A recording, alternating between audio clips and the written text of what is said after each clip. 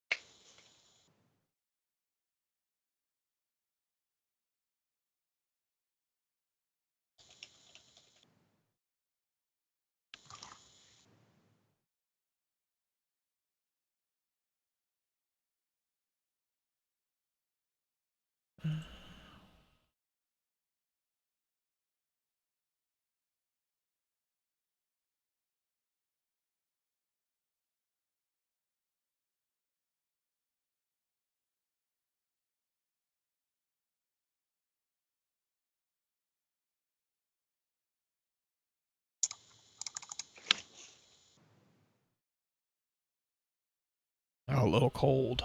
Yeah, I think that's everyone right now. It's getting cold all over the place.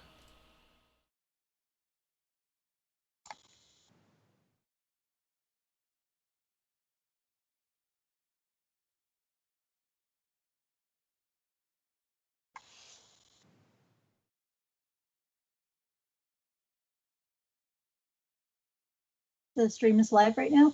Or you're streaming right now? Yeah. We got it. Getting it all set up. Cool. Hey, Black Flag Pins, how's it going?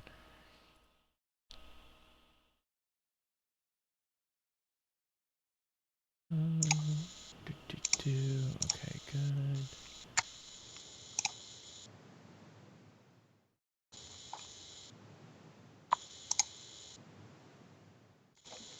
Consume, enhance, replicate.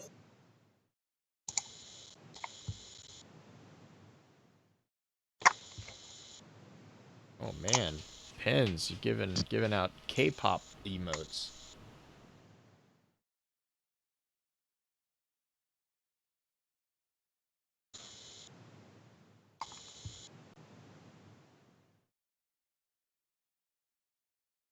Consume, enhance, replicate.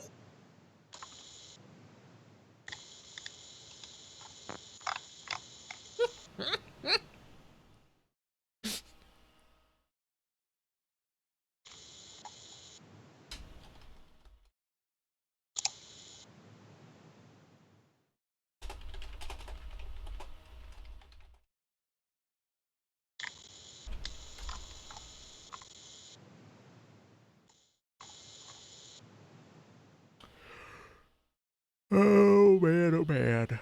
What was I? Oh, that's what I was doing.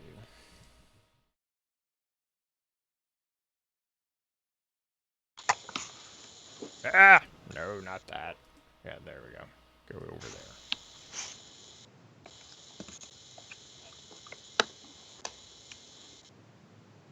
Grab something real quick. Yeah, definitely.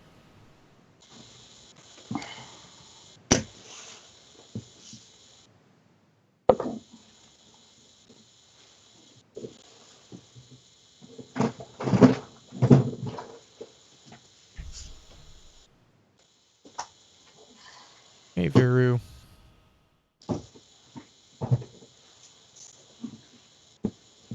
Oh.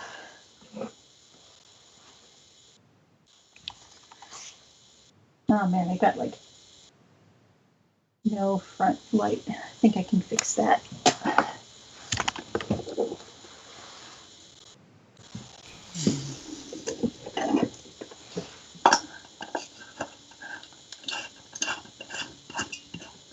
Is this actually working? Oh, I can hear another person. Oh my god, my life. Oh my god.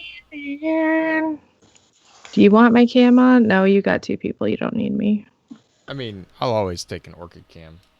They're only Yeah, gonna see me on stream, so. Oh, I look so good tonight, though, Blue. I mean, I can fix that if you want. Nope. You know my policy of people don't need to see my face. They'd never want to see your face again if they saw my face. I don't think that's true. Yeah, I think it is. That's They'd be fair. like, man, we come for Orchid. We're not coming for Blue That's anymore. true. I mean, I do have a Yeah. face made for radio. Nah, I wouldn't say that. Definitely cable news. Cable news. Yeah, that's high praise. Didn't you know that? The what is it? The HBO. It's HBO. God, that was an old commercial. That is really old. You're just really pulling from the bottom of the barrel, aren't you? Yeah, I try. Okay. Hi, chat. How's chat doing? Black Flag confirms that we do simp for Orchid. Ooh. Yeah, you can put my face on. I'll turn my face on tonight. I look totally normal. She does. I'm in my jammies. Because of course I am. All right. Well, we'll get Orchid here set up for FaceTime. Hi, Orchid. Hi. Let's see. Just compliment her enough. Rude Black Flag. Hi, Cranny. I'm going to say hi to chat because this is mostly my chat. These are my people.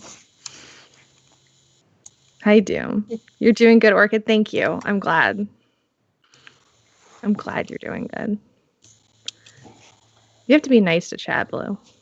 I I have feel been like you're not to nice chat. to chat. I feel like you're not. You have to call them mean things sometimes. That's how you're nice to chat. I am Hi, Pen. very confused at this point. Yeah. Thank you, Pens. It's true. I'm going to put this on, though, because I'm going to be cold if I don't. Oh man, I'm right there with you. Yeah. Like, we're going to be like 45 minutes, and I'm going to be like, oh no! Is this even like, is this right side out or is this inside out? I don't know how to put clothing on anymore, guys. What is clothing? The thing I ask myself all the time.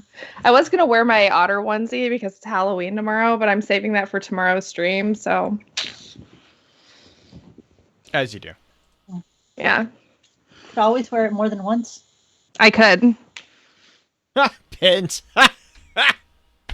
Jesus. Well, if you don't want to wear clothes, Peds, you're gonna have to subscribe to my OnlyFans.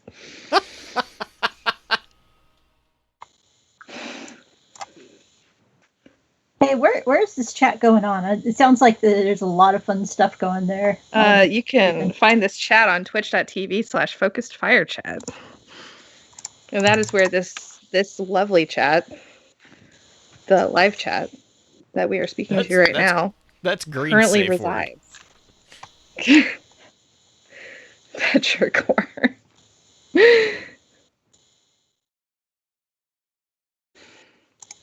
Bibble, why are you here to make fun of Orchid? That's so mean.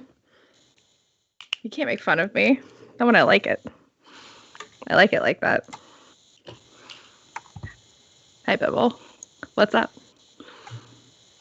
How's it going?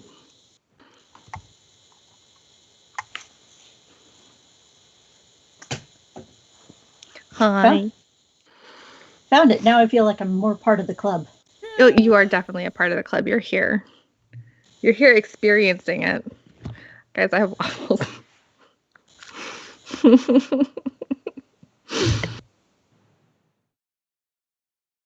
Yeah.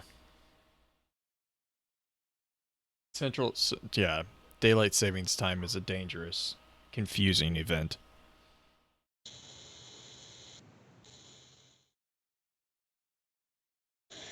Oh man, I am Black Flag. You know not to say that word around me. What, talking about barbecue? The pulled pork. Yeah, barbecue. No. No. No. Now you're getting me hungry. Is that waffle? Yes, this is waffle. Barbecue is good food. Do you know what? We should just turn pulled pork into barbecue. Yeah, I'm eating. Yes. And I'm drinking. I hope that's all right. Oh yeah. All right. Mhm. Orchid, did Guys, you have? I worked super late tonight, and this is like the only food I've had. This and 2 sticks of string cheese.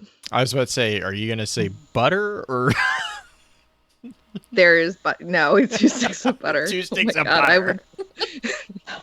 I'm not living in the South right now. I'm not. Who's that lady who was on the Food Network? What's her name? Oh, What's her name? The lady who would just like put sticks of butter on everything. Paula Deen. Thank you, Pen. Yeah. Yeah.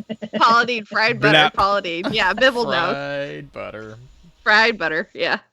Yeah. No, I'm not Paula Deen. I'm not doing fried butter. Gross. You guys are gross. State Fair. That's what it is. We don't only use butter in the South. I don't know about that, Cranny. Oh, butter's a big part of it. Yeah. Yeah.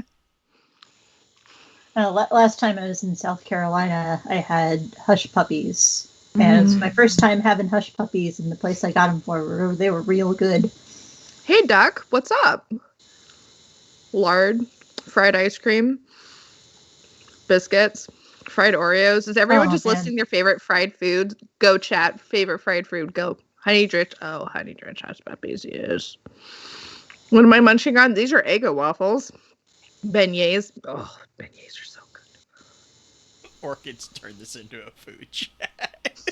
Bacon gravy is the yes. Bacon gravy super good. I like sausage gravy personally. Eggos. These are Eggos. Ever do a waffle burger? Is that just a burger between 2 waffles? Yes. Vera, would that be Eggables? Well, thanks, it's fryables. Friable. Yes. I must be really hungry. I haven't eaten. I didn't have any breakfast, and I had very little for lunch. This is really all I've eaten today. So. Oh, Someone has to protest. Oh no. Green isn't here, so we need to continue. Orchid is making it so hard. Why is Orchid making it hard? You're so mean. A Pop-Tart ice cream sandwich. What is that? It's exactly what it sounds like. But just ice cream in the middle of 2 Pop-Tarts? Pop-Tarts. Yeah. I But love your what kind of confusion. Pop-Tarts? Your confusion is just... But what kind of Pop-Tarts though? Yes. I've been sick for 2 weeks now, Black Flag. Oh.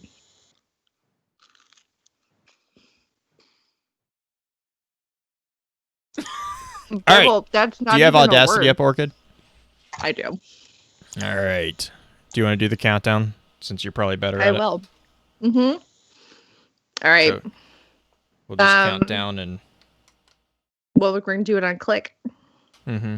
It's a fucking okay. Yeah, I know. All right. So just that I'm getting the recording right. Is it 3, 2, 1, click? Yep. Mm-hmm. We do it in stereo and 48,000 hertz for the rate. Did they go through that with you? They did not. No. Okay, so yeah. So we do it in stereo. And that's right in the middle there on your screen. Okay. And then the project rate's in the bottom left corner. And read that project rate by me. 48,000. So you can just click the little down caret and it's going to be the next one. All right. Clean. Hey Bear, how are you doing? Got it.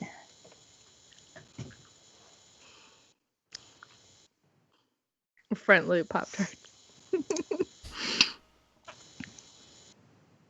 Chat is out of control and I love it. Oh, thank you, Doug.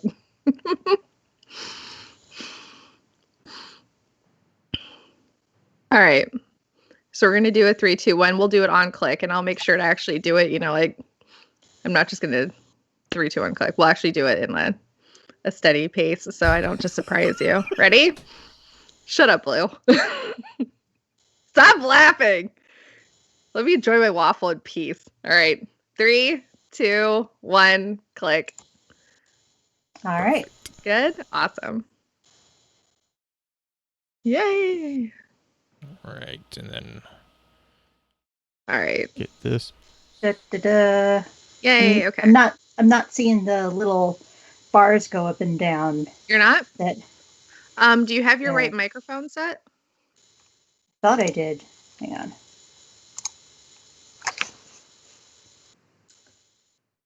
The chaos of Orchid and Justin would explode Twitch, Oh my god, it would be glorious. right?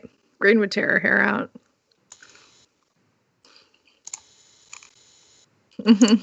Test, test, test. Okay, that one's picking up audio, it looks like. All right. Perfect. Sorry to have to do this again, but No, No, you're that's fine. We'll Do that's we need to fine. rest- We'll do stop it? it and start it over. That's fine. it's better to find these problems now than Oh, you're absolutely realize. You're Mhm. totally fine. You're fine. We'll start it over. No, you're good. You're golden. You're fine. It gives me time to like move my computer too and make sure I look good while we're doing this. This is important to me. All right. Ready? Yep. Okay. 3, 2, 1, click. Awesome. Good. All right. Cool. Nom. Cool beans. All right. You guys good to go? Mhm. Okay. Well, welcome to Focus Fire Chat, recorded live on October 30th, 2020, over on twitch.tv/FocusFireChat. As always, I want to give a big shout out to our live chat here with us tonight. Thank you so much for joining us once again. This week's episodes are going to be focused around exploring the new element of Stasis. This particular episode will serve as what we have come to call the intro session of the week's exploration. Before we go any further, however, let's run through a quick introduction of who all we have with us on the show. As always, this is your host, Blue Crew 86. I am the waffle queen. Hey, it's Orchid. Waffle Queen, And- Otter Mom. Yeah, waffle queen, Otter Mom. Hey, it's Orchid. And last but definitely not the least, in the hot seat as guest co-host, we have Tanya and Burr. Tanya, how are you doing tonight? I'm doing well. I'm really excited about the new expansion and really excited to get nerdy with y'all. Nice. We're Nice. super excited to have you here too. This is really great. The aboles are dropping in chat already. Well, yeah, of Um, course. Veru's here. Well, now that we've have the formal giving of names out of the way, I want to shift focus back over to Tanya. Usually with these intro sessions, we set aside some time to get to know our guests a little bit more. So just real quick, run through, what got you into Destiny? I know you do some art, I believe is how we are familiar with your name. What type of art what medium of art do you use mostly? Well, I like to work in a lot of different mediums. I've been drawing for as long as I can hold a pencil, and most recently I've started getting into some more merchandise, like little acrylic charms and lanyards. I also do pins and prints. I work both traditional and digital. I'm just like all over the place. I mean, this week I started messing around with LED lights to see if I can use that to help enhance my art. I got into Destiny. I wasn't really big into the Halo series before, especially Halo Reach. And then I saw the Bundy's working on a new game, and so I tried out the alpha, and then, rest is history. That's pretty awesome. So when did that transition into like the interest with the actual game lore? Like, I know to me that kind of seems like it would be a very, really cool synergy. Like, knowing more about the stories helps design or helps kind of graphically show that. But is that something that you have found as well, or?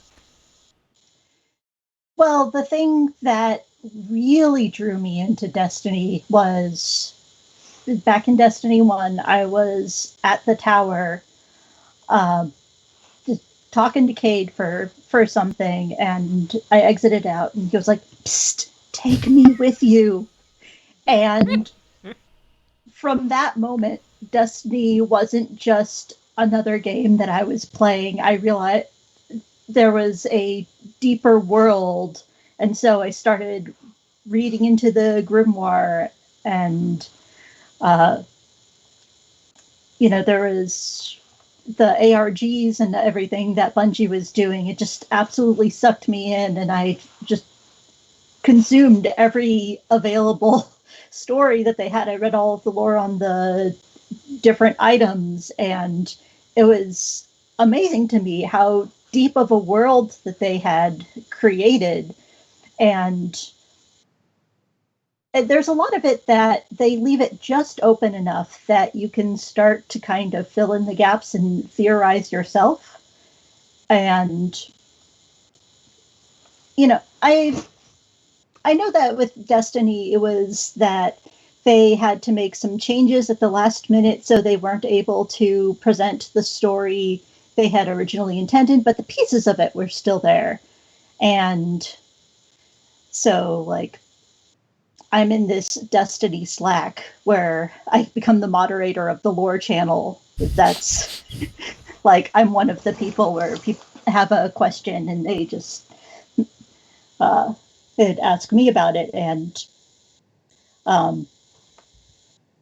yeah, it's just, I just love how deep that it's gotten, and also getting to having a big interest in the game. I've also kind of come to learn through other people's stories, just like how Bungie works as a company, and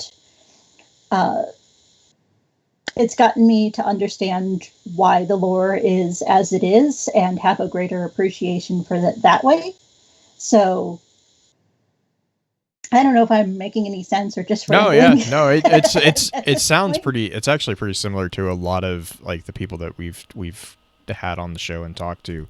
The growth of that, whatever that one catalyst was, and then that tipping point into like, oh wow, there's actually really a lot here. And I like the way that you were talking about like how it leaves just enough open to kind of make it a personal connection. Like that's one of the draws that I think Bungie has, even with Halo, they did a really good job with.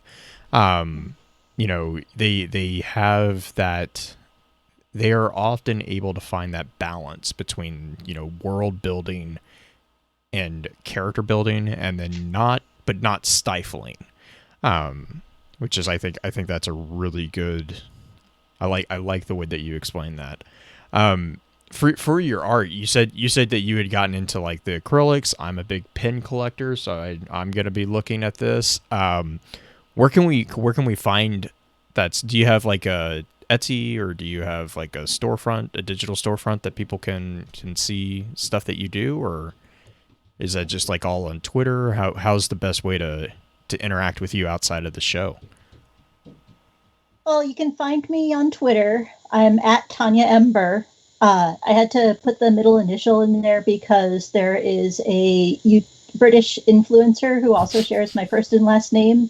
I've gotten some of her fan mail and also some like invites to makeup events, but that's besides the point. You can find me at Tanya M. Burr, or at Tanya M. Burr on Twitter, and my pinned tweet is a link to my store. Cool. And we'll have that. We'll definitely put that in the show notes for anyone who is curious and interested in that. So kind of to dovetail back into, tonight's or this week's topic, I guess.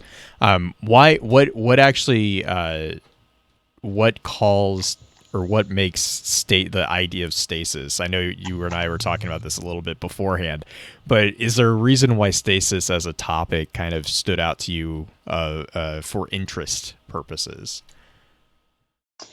So just in the different way that stasis works from other light-based powers, in in their lore, there's stuff about the darkness, bringing people in or bringing like energies and absorbing, whereas the light kind of goes out, which in itself brings a nice kind of balance.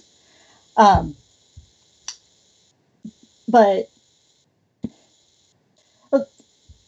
part of his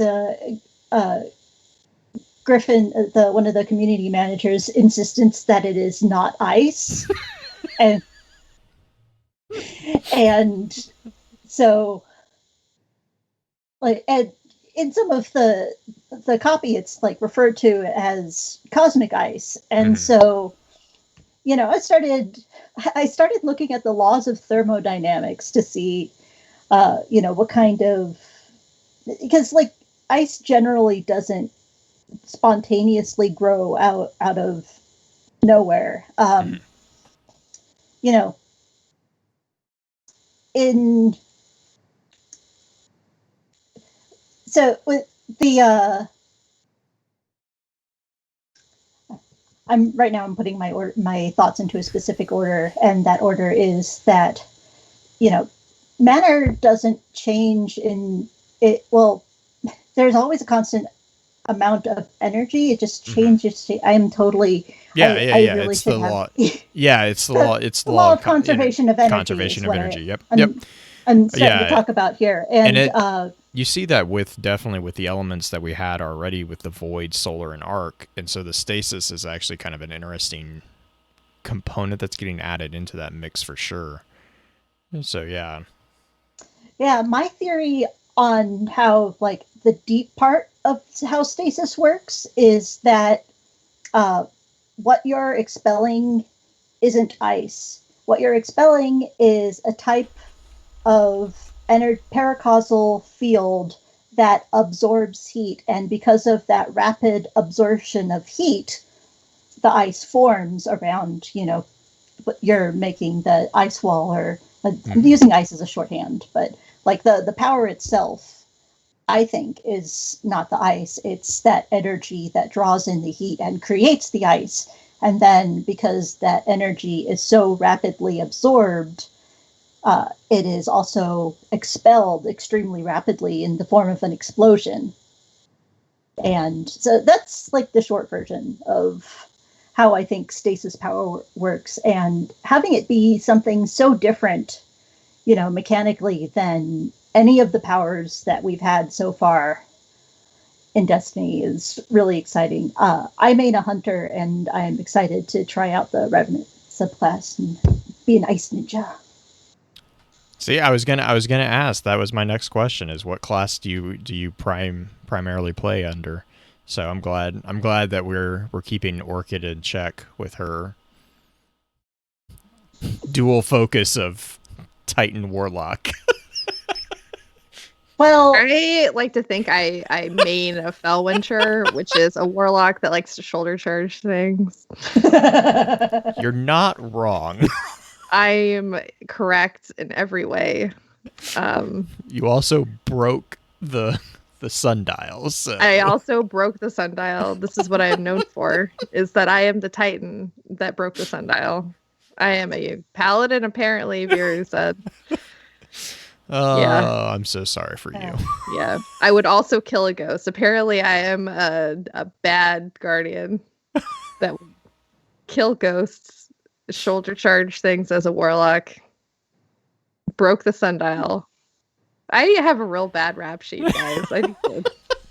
I should just delete the game. Delete. Well, you deleted your vault, right? I should just delete the Traveler while I'm at it. Team Triangle for the win. Team Circle's lame. Team Triangle for the win. You might have a point there. Did it? Yep. Well, yeah, I got 3 points. Team Triangle.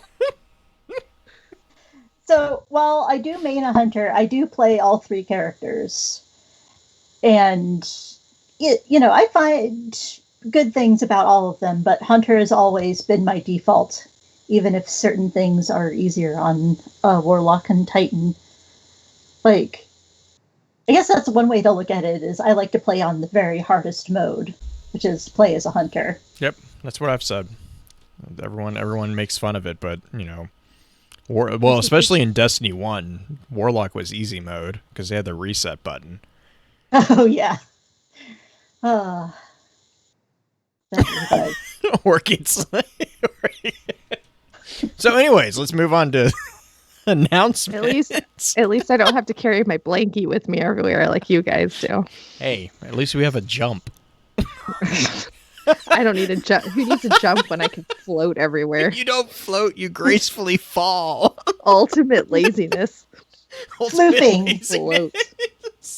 You floof. Or can abuse floof that about. reset mode. I sang my way all the way around Destiny. Better believe it. I'm pretty sure when that's like the only subclass I played when I played Warlock in D1 was I was like, wait, I can redo this whole thing? Yes.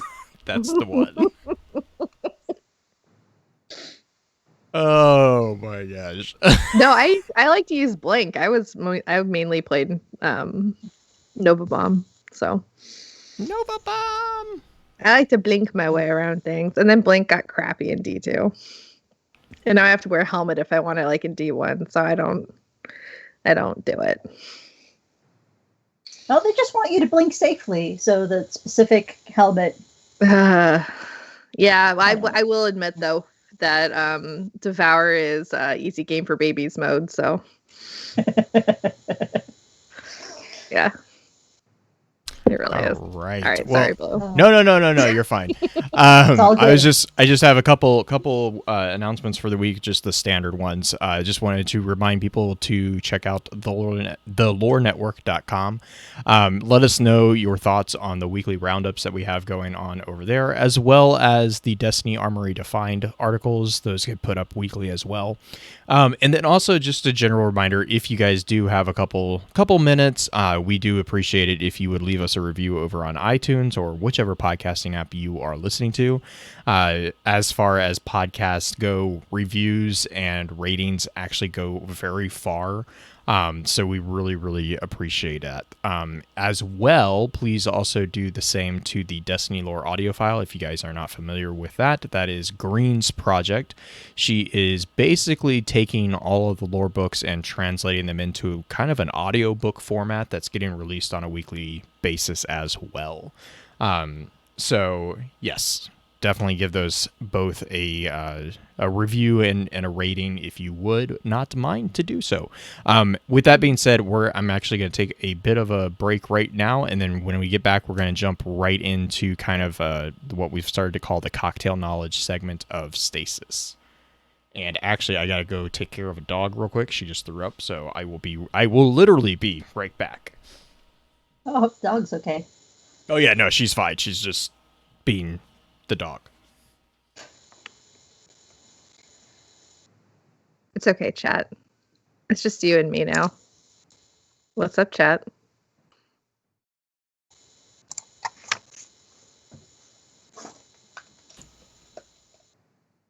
Uh-huh.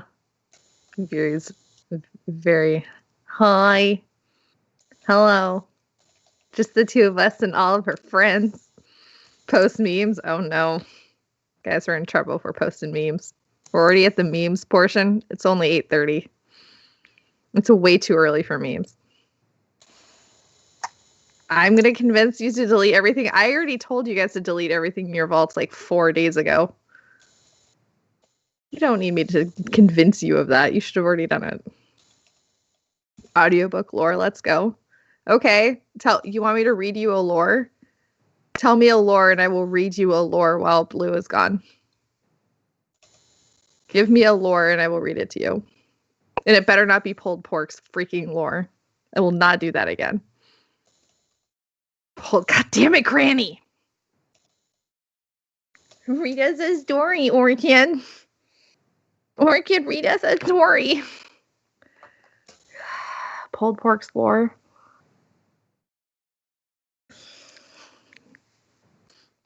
You guys are so demanding. You secretly said pulled pork. The dodgeball card pens. Which one's that one called specifically? So I can find it. because you're the only one that didn't say pulled pork. So, and I'm not going to read all of Kraken Mare, because that is a book. That is not a card. Why don't I like pulled pork? I've gone over that like so many times. You can read all of my Twitter to see why I don't like pulled pork.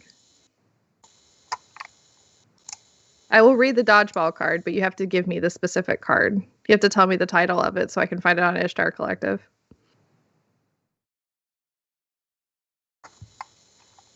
Or Pens, you're a mod if you find it. Then, Oh man, somebody linked me to a specific card recently. I might be able to send it to you in the... You can send it to me in our show chat. Oh, Pens got it. Pens found it. Oh, fantastic. Oh my god. Okay. Ghost Fragment. Lord Shax 2. You guys ready for this? Buckle the fuck up. Alright, you guys got your blankies? You guys got your snacks? You guys I got my wheat thin box? You guys got your snacks? Are you guys comf? Pulled pork is who you strive to be. Alright, Viru. Mm-hmm. You're not a hunter. Good answer. Got your teddy bear, so you're ready. Alright. Ghost Fragment, Lord Shax 2. The morning turned to noon as the sky darkened with dodgeballs and filled with the battle cries of children. When it was over, Lon Wabo had tears in his eyes, but he tried his best to stand straight. Runa had a bloody knee and stared wordlessly at the winning team, the two snarling girls from earlier in the morning. The girls lifted an unrefined mass of plasteel, a makeshift trophy, over their heads, and they roared. Shax stared up at the traveler. It sat, buoyed by a mantle of clouds against a blue sky. It didn't seem to notice him. Who is texting me? Doesn't matter. Tell me what you've learned, Shax said to Runa and Lanwabo, his faceplate fixed skyward. They did, and spoke for a continuous 3 minutes. Shax nodded, slowly. So you're not mad? Asked Lanwabo. His face brightened. You've gained more from this than the victors, he replied. The three of them looked on as the two girls smashed the plasteel cluster into the dirt, and to the horror of all the other children, it shattered. Runa's eyes narrowed ever so slightly, a dodgeball gripped in her hands. Shax continued. Victory is key to survival. You need to fight for it, but it teaches nothing. Does that mean, in a way, we won? Asked Lanwabo. No, Shax looked down at him. No, you were annihilated. Oh, said Lanwabo. Runa continued to stare at the shattered trophy and the winning team. She slowly turned the dodgeball in her hand. Let this loss drive you, Shax said to both of them. But the game is over. Your focus should be on what's to come. Lanwabo stared down at his hands. I think I'm going to read a book, he said, surprising himself as he uttered the words. We all make our own choices, said Shax. Runa said nothing as Cade strode up out of a shadow in the afternoon sun. Everything good? The hunter asked Shax. Do I look like I care? Come on, buddy. The bet's fulfilled. You don't have to pout. Just remember not to challenge a hunter with golden guns. I can and I will. Rematch. End of day. You're on. I hope you're ready to babysit till the next dawning. Runa's ball struck Cade in the neck, a stealth attack taught to her earlier in the morning. He yelped, more surprised than hurt. Who did that? Who did that, and how? The hunter demanded loudly as the ball bounced away. The ball didn't respond. Runa, Lanwabo, and several other children smiled. Shax, what have you been telling them? Shax stared silently down at the exo-hunter until Cade blinked. I found my sparrow, Cade said to deflect. I can give us a lift back to the tower. As the other children and their elders dispersed, Runa watched Cade's sparrow as it carried the two guardians off towards the gleaming tower in the distance. She gave a tightened salute as they disappeared from view. Good story. I like that in my head canon, that's when he has the tower announcement of, where's my sparrow? Whoever stole my sparrow is going to get... Oh, wait, never mind. Found it. Good story. All right, guys. Thank you for giving me that break there. Yeah. I got to tell a So, story. They wanted to yeah, hear about dodgeball. dodgeball. It's better than make me read about pulled pork again. If you can dodge a wrench, you can dodge a ball. She looks so excited. All right, so Stasis. Tell me all about it. So Stasis is, I think that for a while there, it was going back and forth whether or not Stasis was an actual element. And then we got the description, and it is actually described as an element born of darkness. And they go on, they say, in its base form, it is an alluring, lethal cosmic energy that, when wielded correctly, can attach itself to surfaces, objects, and beings. Due to its freezing nature, this process manifests itself in the formation of cold, crystalline structures that leave a patterned stasis footprint behind, which is where we get the idea of that like cosmic ice type, cosmic ice type theme with those crystalline structures. And so, yeah, and then further on, you see cold and dark and alluring. These are the kind of the thematic tones of Stasis. They say, control the fight, seize your enemies in an icy grip, and shatter them where they stand. And then they go to further within...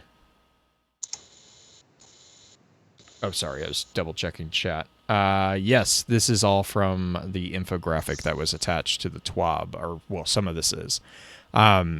They went on to describe this as a new take on on elemental power, where the path of victory is found through controlling the enemy and the pace of the fight, instead of through brute force and damage, which kind of goes back to, I think, Tanya, what you had been saying about this kind of being a step away from what we've seen so far, and it being a new take on the power that we as Guardians have. Let me see, what else do we got? We do have also Stasis is introduced kind of synonymously with the figure of Aramis, because basically they introduce Aramis as the Kell of Darkness who is bestowing Stasis on her forces, which is an interesting twist because it makes me curious if Stasis is going to have the same paracausal potency that the Guardians have with the power of the light. I'm curious about the paracausal nature of Stasis and to see how that gets kind of rectified within there, because so far it is the Guardians having the Traveler's Light that has allowed them to manifest the powers of Solar, Arc, and Void in a powerful manner. So I'm curious to see how the darkness imbuing the various factions with Stasis is gonna kind of counteract that. That's one of my like things that I have out and waiting to see how that works out. They go on to, with the Hunters, they talk about the Stasis Field. Titans have the Stasis Crystal. The Warlocks kind of have like they are more about the freezing of things and then the shattering. So it's kind of like a little bit of a combination of the both of them. Stasis is referred to as the domain of control. It's less about outright aggression and more about careful control of not just your combatants and not just your opponents, but also the space that you are in. And let me see. Sapphire said, as Guardians, we normally overwhelm our enemies with the raw power of the light. Stasis seems like a manifestation in a shift if thought from force to strategy on paracausal level. That is actually, I like that. And Black Flag is correct too. We do see Aramis in, I believe that was the story trailer that they released. She actually shatters a servitor with Stasis. That was actually kind of deviating a little bit there. That is actually something that I am very intrigued in, is seeing how the Fallen, there's a lot of calling out of breaking the chains that the Fallen have had with regards to Ether. We saw this attempt a little bit with the Scorn and Fickrel, but I'm very curious to see how Stasis is going to allow them to, air quote, become free of those chains. Let's see. I don't know if you guys have anything that you wanted to weigh in on that one. Well, in terms of being chained to things, the Fallen, the Elixni rely on the servitors to provide them with ether as their source of sustenance, their source of survival. And it sounds like they can get the same source from the darkness. And so, breaking themselves off of that reliance on ether, that's like they're still I'm sure that this has been brought up on another podcast, but like, how the servitors are around and also the traveler is around. Mm-hmm. They're kind of like replacements for the Great Machine. And I'm not sure if there was anything that said that the Great Machine gave them ether. Because I'm wondering, like, if it started out with the traveler giving them ether and then they just got hooked to it like a drug. And now they're getting hooked to darkness as another drug. Mm-hmm. On some levels, I wonder whether the Elixni really need ether or this stuff at all, if it's just some source of power that they've become accustomed to and is just like a part of their culture. And it'd be interesting to see if they brought things in a different direction. I mean, you have Mithrax as the House of Light, and I don't think that Mithrax has gotten any powers from the Traveler, so there might be like a third way that they could go, maybe? But you know, being able to choose your own destiny, excuse the pun. Mm-hmm. I can understand that the Elixni have just been, beaten down time and time again, from invading forces and then being abandoned by the Great Machine, and then chasing after it and getting beaten down by Guardians. It's been a rough life, and like I totally understand they're wanting to have their time to shine.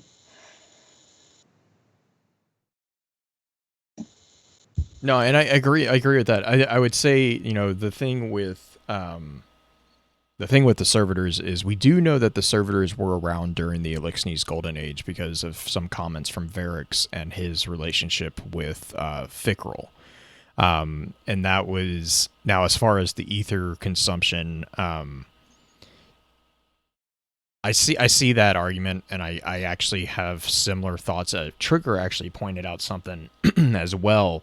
If Stasis, he's in Trigger saying, if Stasis slows energy's movement, it could also mean that they're using Stasis to slow the ether consumption within them, which would be an interesting sidestepping of the requirement. With the Fallen, we do have repeated attempts to kind of break free from this, addiction, as you kind of talked about it with the ether. We saw it with Fickrel. We saw it with the corrupted ether that he had. We saw it with Siva, with back in D1. And, Siva was more of an augmentation with the Devil Splicers than anything, but there was ultimately an attempt by Axis to bypass the ether there. With Varix and with Mithrax, they are definitely still operating within the requirement of the Fallen to have ether. And you see that with Varix because Varix starves himself with ether. Like he has rationed. We saw that with the Forsaken lore books. He has cut his intake of ether down significantly to the point that Petra comments about, you need to eat more.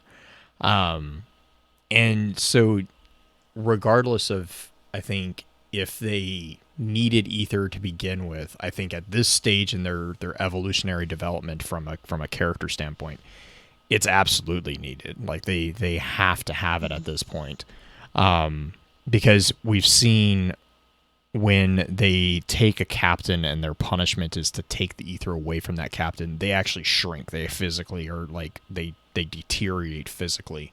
That's called out with Varix again, with his frailness, which is an interesting thing, because in one of the trailers we see Aramis kind of knock him around a bit, and then freeze his feet to the ground. I'm curious to see how he gets himself out of that particular predicament. And I'm worried for Varix. Like, I know that he let the scorn loose, and that is why Cade died. And going back to earlier, and how Cade was one of the reasons I got into Destiny in the first place. And one of my products, which I'm going to be putting back up on the store soon, I had it for Guardian Con. Yeah, I remember that. Yep, that was me. Cade 6 prayer candle. And So cute, though.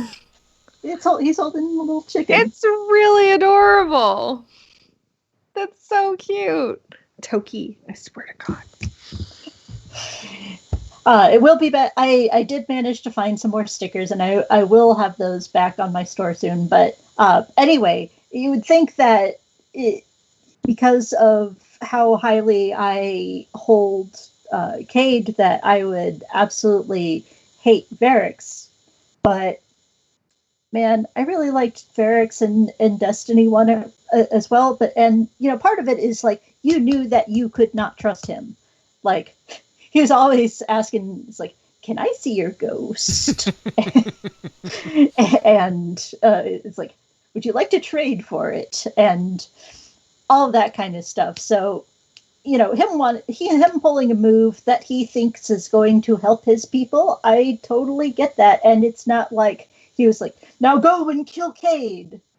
So, I was briefly mad at Varix when Forsaken came out, but I am still worried about him now. They've sort of mentioned him being a character, and like I would be sad if they end up killing him off. I'm hoping that they don't. I really hope they don't, because Varix in his own way, he's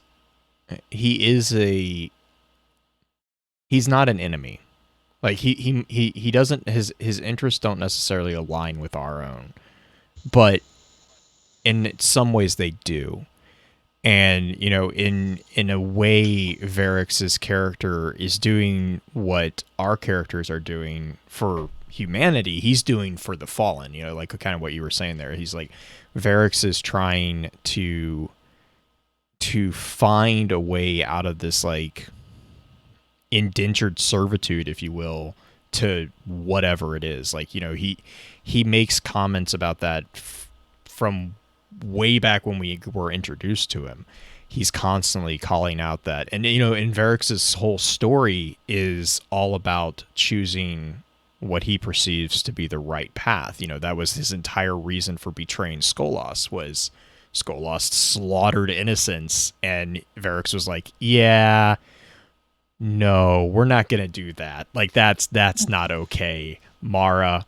This guy needs to be put in, like, and even then, you saw Varix in a way kind of have mercy on Skolas, because he imprisoned him. He didn't kill him. And then you also see that with Fikrul. Varix is constantly trying, like with Fikrul, Varix was constantly trying to heal him.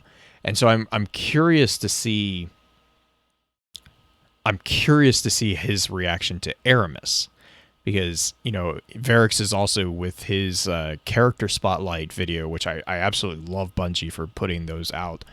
But his big quote on those particular things was that the only thing in darkness is death. And he has, like, in the clip that you see where he kind of confronts Aramis, you have him kind of almost begging her to come back, like from the brink that she's standing on, it seems like.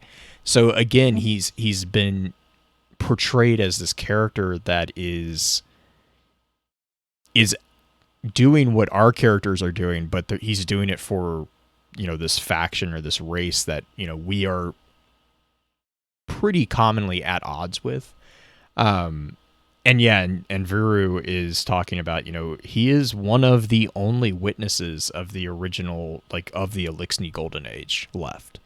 So he's, he kind of calls that out with, when he talks about, oh gosh, I can't remember, the Kella Kings, being one of the only other ones other than him and Fickrell that were around at that, around and that really remember the way of the Elixni of old.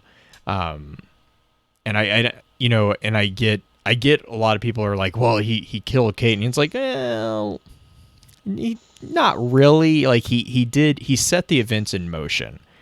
Like, he was a catalyst, but he was not, kind of what you were saying. He didn't be like, he's like, all right, I'm going to let you guys out, but you need to stay here because this guy's going to come and I need you to shoot him. Like, that wasn't, he has his bone to pick with Cade and with the Vanguard for sure. But I don't think I don't take Varix as the type of person who's like, we're going to assassinate this guy. Yeah. Yeah, Black Flag. Yeah. He's been vehemently against the forced methods of evolution that the Fallen have chosen so far. Against Siva, he was vehemently against Siva. I mean, he was almost physically ill when, what was it, Septicus Perfected popped up on screen. He was like, what? And then Scorn, he tried everything in his power to reverse that. And so far from what we've seen with Stasis, he's also kind of, he's, again, kind of showing that, let's pump the brakes, guys. That's not really a good thing. But real quick, I think we'll take another little quick ad break. And then when we jump back, let's talk about, let's see, what else do we have here just on a general level?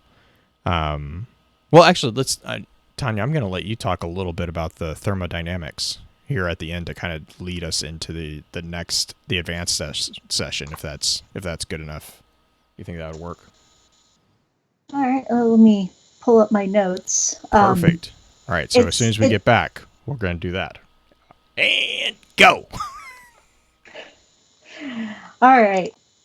So a lot of this I've already covered, but if you're late tuning in, so in thermodynamics, you got and related to thermodynamics, you've got the law of the conservation of energy, which states that energy can neither be created nor destroyed. It can only change form. Now, with paracausality kind of throws a bit of this out the window, but because, as a guardian, you're constantly putting out light. But, with the light, you got the darkness. It's two opposite but equal forces. Actually, we don't know all that much about that. Anyway, the darkness draws in energy, absorbing. The theory I mentioned earlier is like the ice that we see is the result of the power of the darkness, which it's drawing in the energy, absorbing the heat, and making that ice. And then, because it's such a violent reaction, it then explodes, and now you got the shattering. It's really cool sound effects. It's a Bungie way.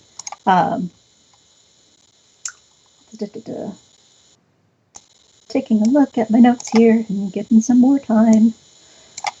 Is that really the end of my notes?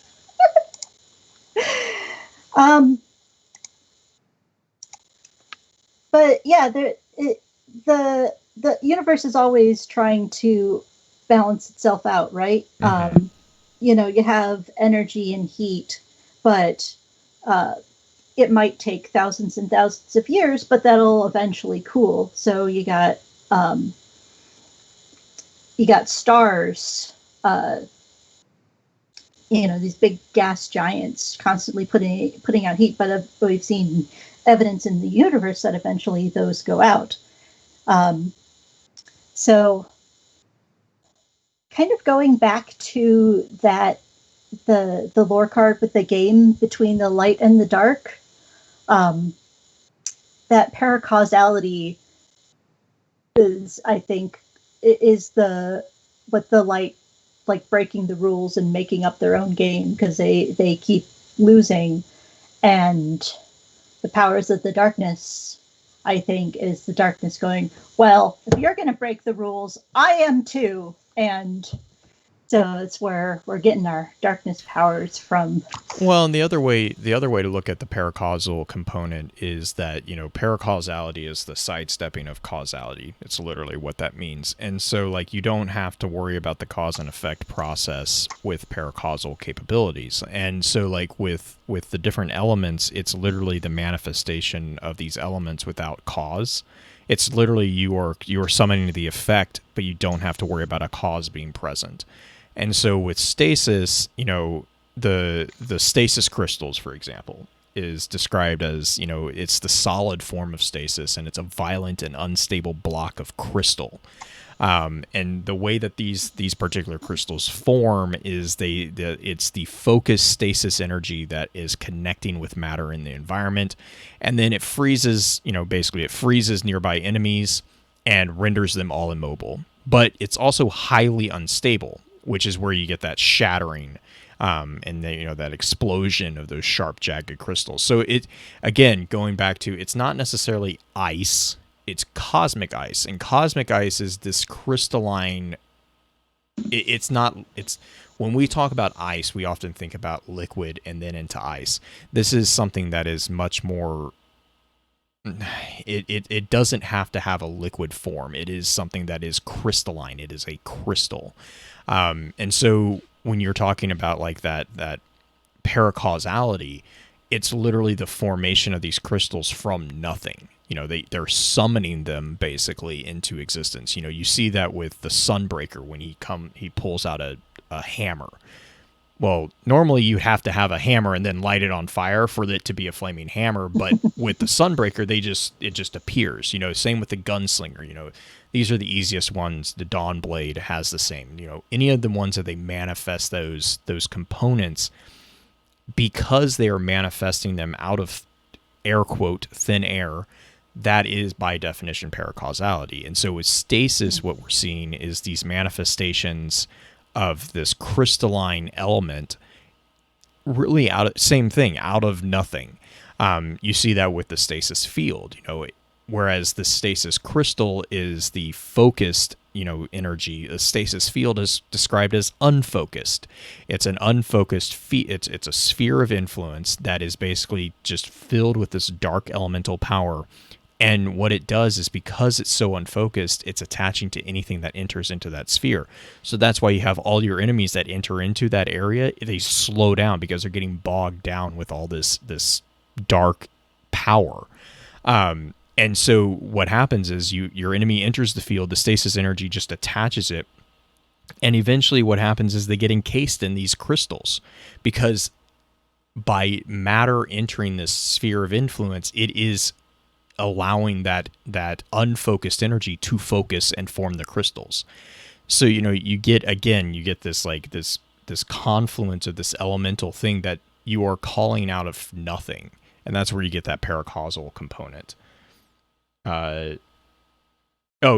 Trigger's talking about sublimation, which is gas turned to ice. Yeah, I mean, and that's it's exactly it.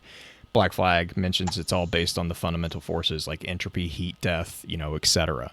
And we kind of mentioned this too at the beginning of the episode. You see that with the existence in the previous trifecta. You had the solar, the void, and the arc. Trigger. Okay, cool. That was the opposite. With solar, void, and arc, we had a cycle established. So my curiosity gets sparked because it's like, okay, where in this cycle technically is stasis going to be fitting? Is it going to be after void in the cycle, or is it going to be after arc? Where exactly in that is that? And that's going to be where I really kind of am curious to see how they kind of describe this.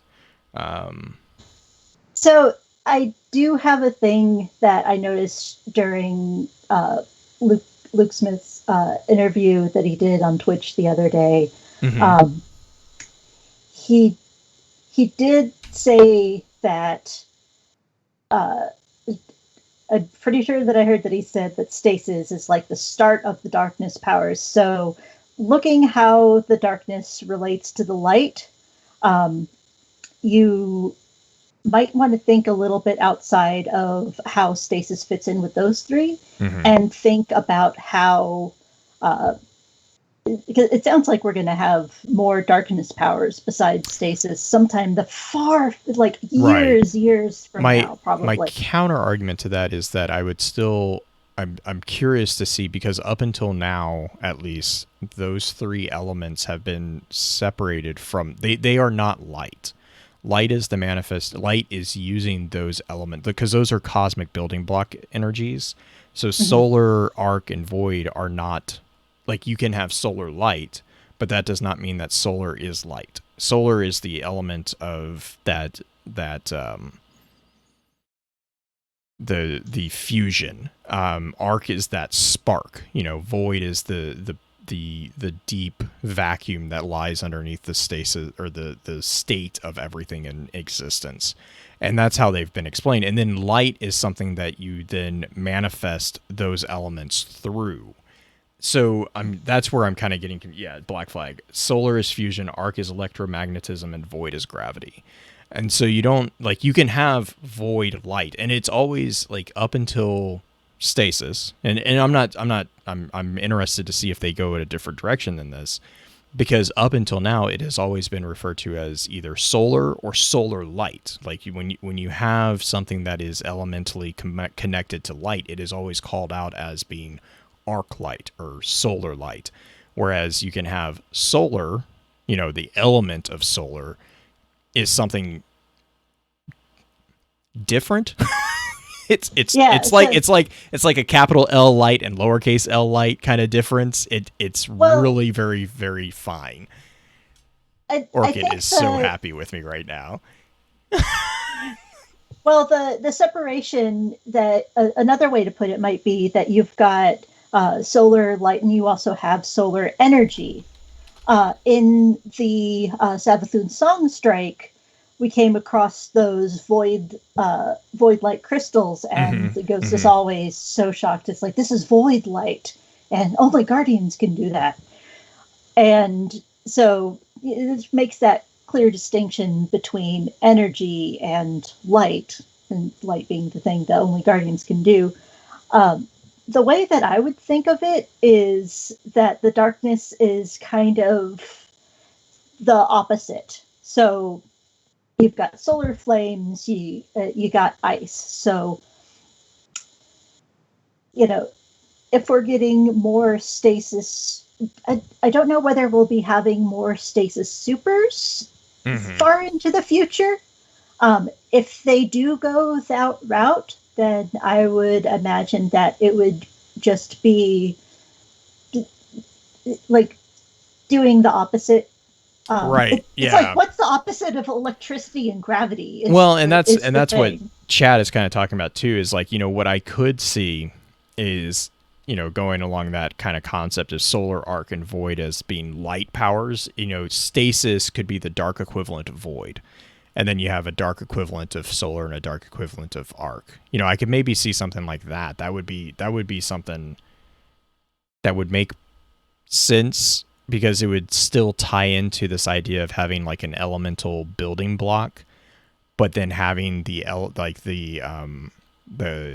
paracausal energy that is accessing that element block being different there, because the dark allows stasis, but the light uses void. I'm like brainstorming out loud there, and Orchid's just shaking her head at me right now, but Well, Blue, we're If- so far in the weeds right now. I'm There's like, no coming back from this conversation. no, Like, no, yeah. we might as well just stay out here. Give me Well, 3 the rest minutes of and the we'll do episode. shout outs. Uh-huh. well, if we can transfer into game mechanics for a second, and maybe this'll help.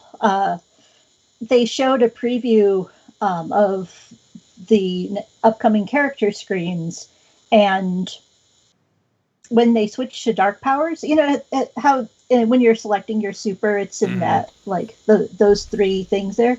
The darkness is in a completely separate category, like Right. it's which is where I can see like a parallel swap, you know, being like, you know, you have your light powers and then you have your Batman powers or the dark powers.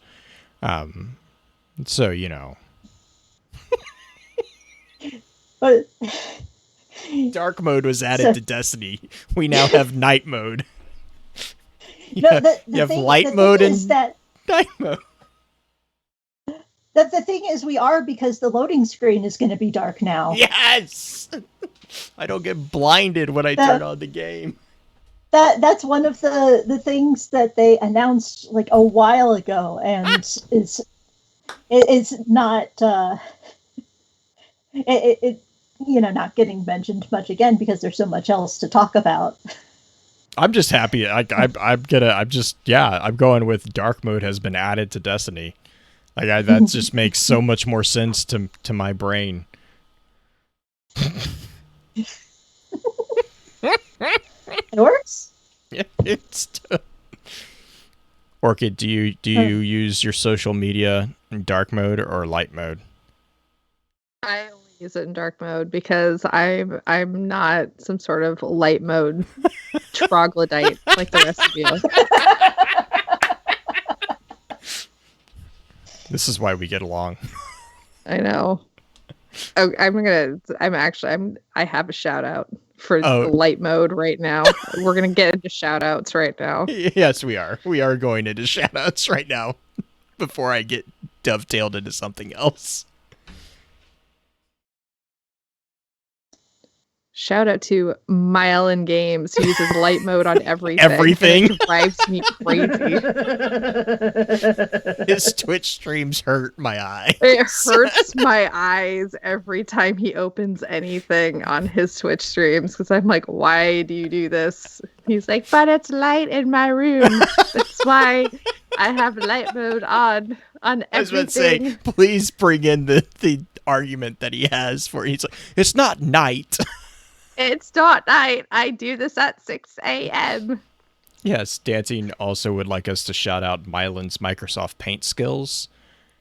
He is pro Microsoft Paint. His Gears of Pro War, MS Gears Paint of War straps. sketch.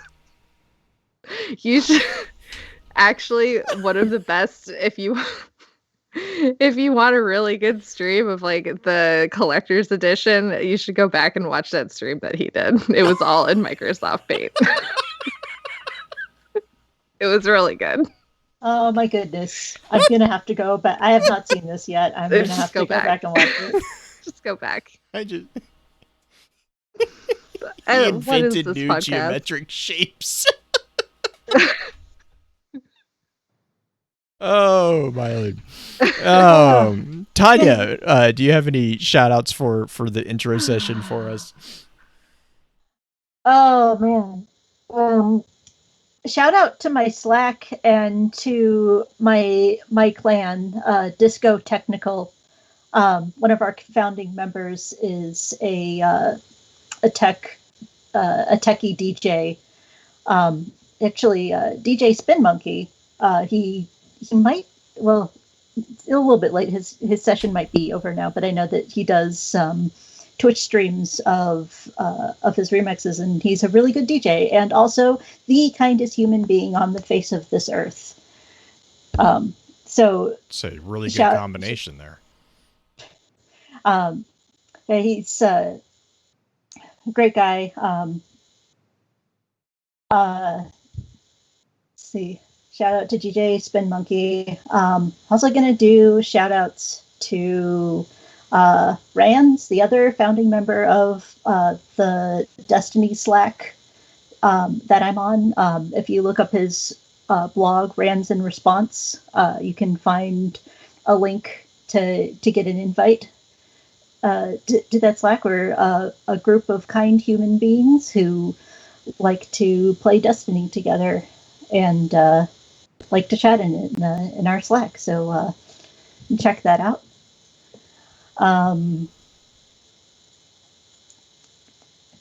It's I don't have anything prepared.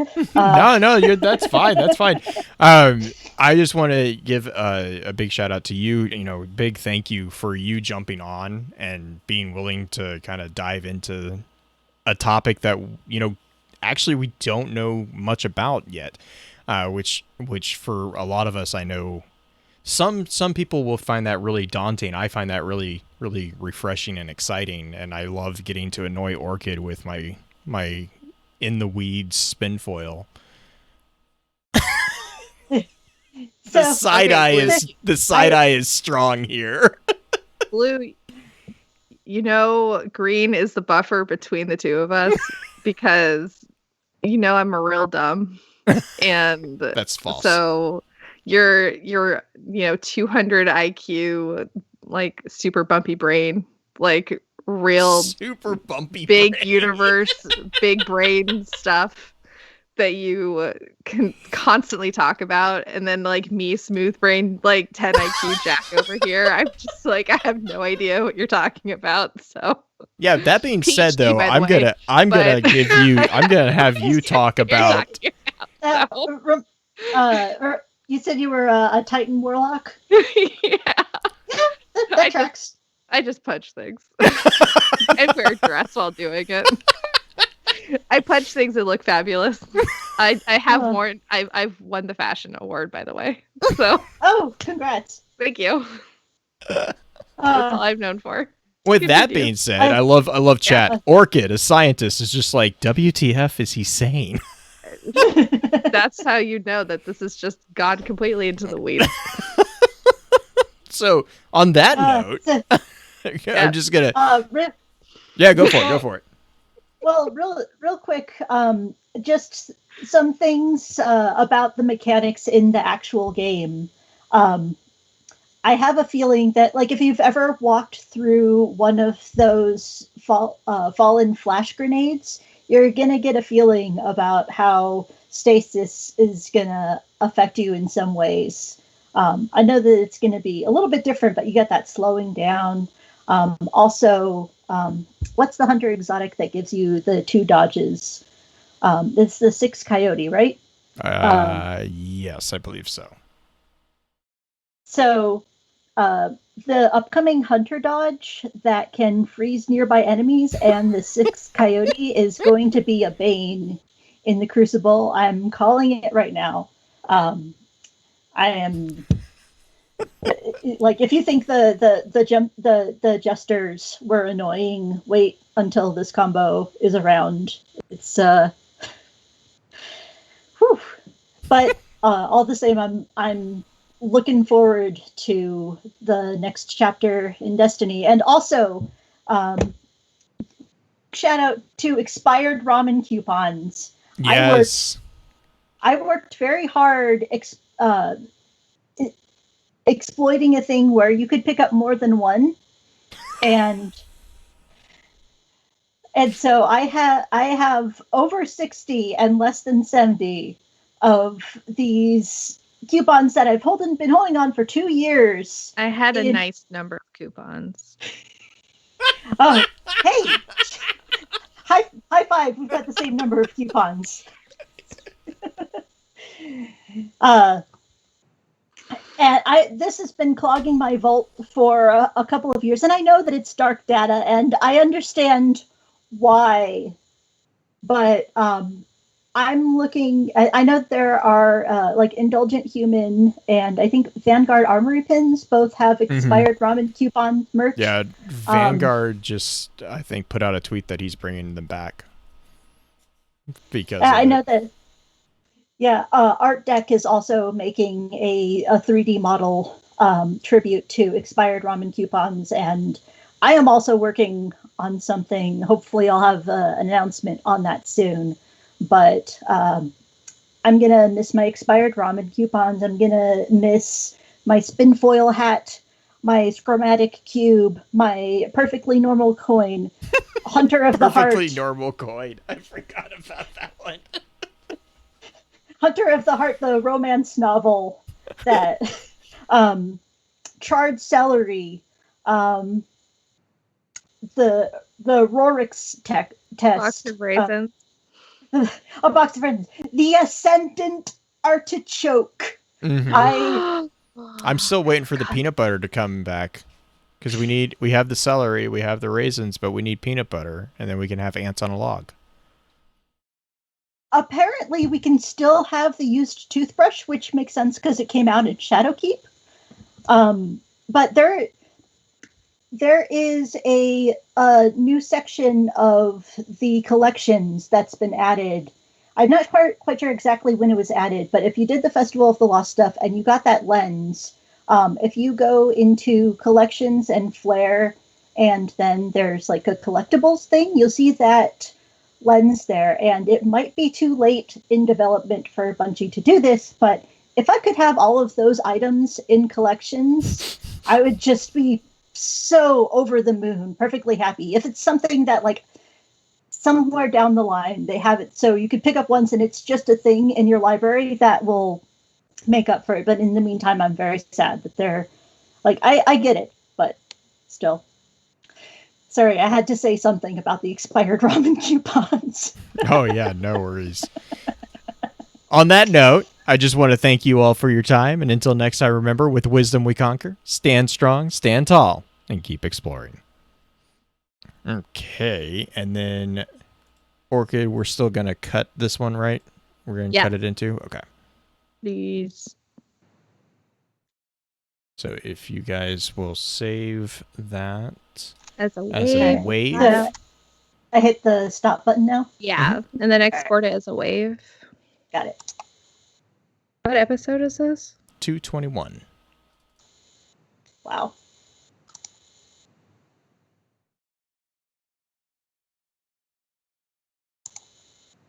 Okay. How are you grossed out by ants on a log? They're delicious. Veru, it is Ghost that actually says that.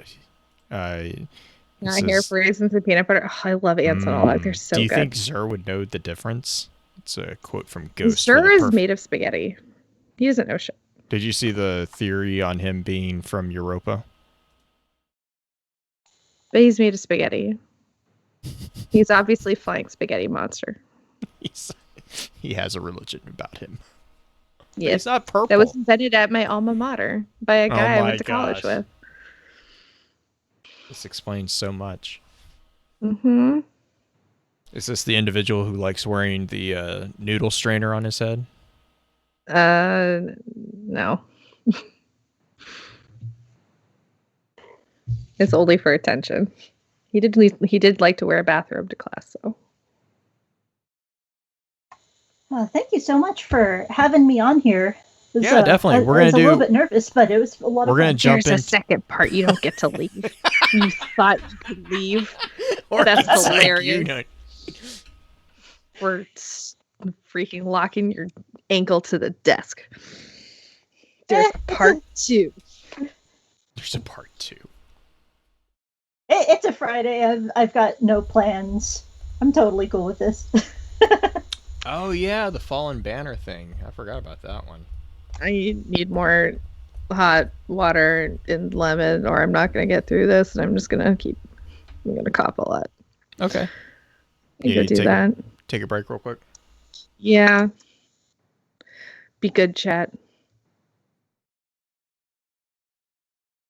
Still grossed out. What's your theory on Zer dancing?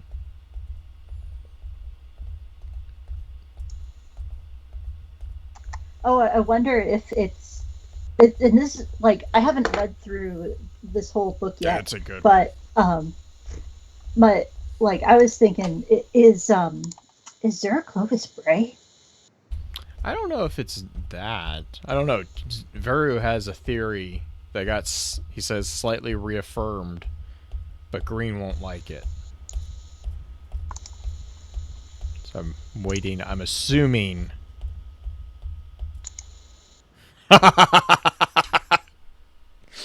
Okay, walk me through this one. Walk me through this one, Veru. Yeah, I'm gonna have to see a little bit more.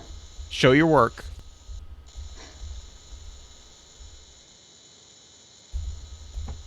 Trigger.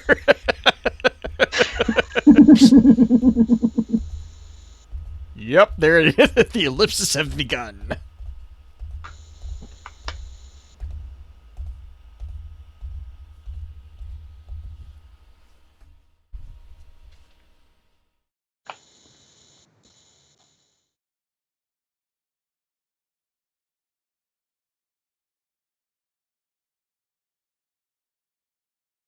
Oh, cool! Duck started following me on Twitter. Thank you, Duck.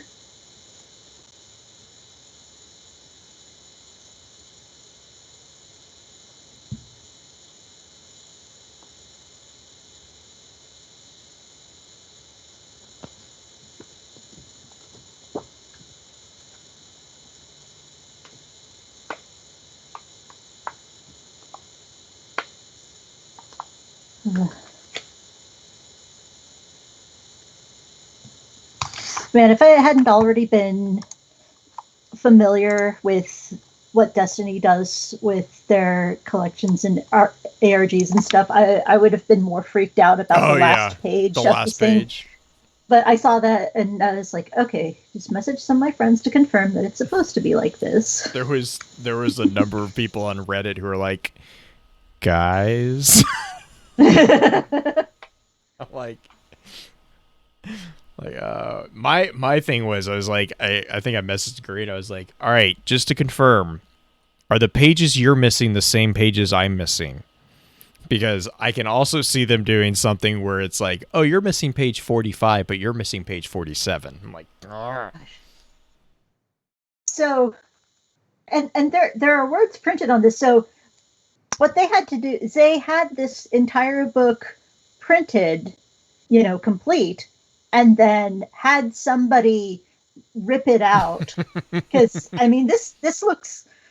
I don't know whether. I'd be interested to see in what the other people's the back of this looks like, to see whether they all align, because if they all align perfectly, that means a machine did it. If they're uneven, that means that some person had to go, and maybe a team of people going and ripping off the back covers for all of these books, which is real dedication to. That's why there was only so many of them. The person's arm got tired. Oh man, the instant that I saw that these were available, it's like, oh, gotta order that, because I missed out. Well, I missed out on the Shadowkeep one.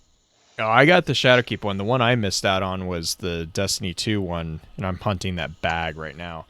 But like, because I was like, oh, I'm gonna get that bag, because I thought the bag was gonna be bigger.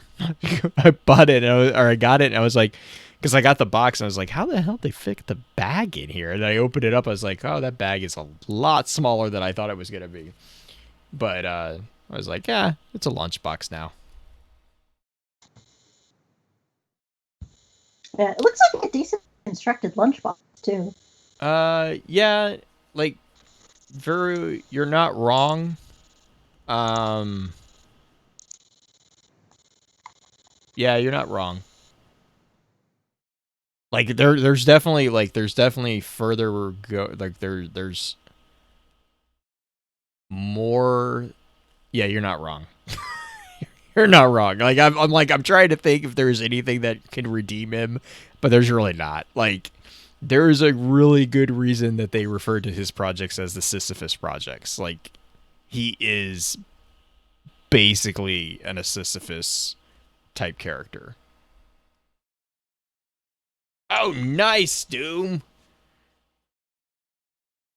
Yeah, I need to go scour around and look for different copy. I mean, at this point, I went back and I got everything except for the Vanguard edition of D1 for dirt cheap at this point.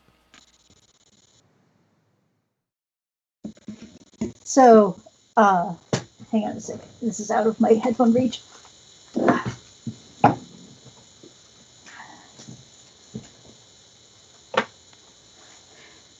So when D1 came out, I wasn't as like I wasn't on. I saw that there was a collector's edition, but I wasn't on board from the start.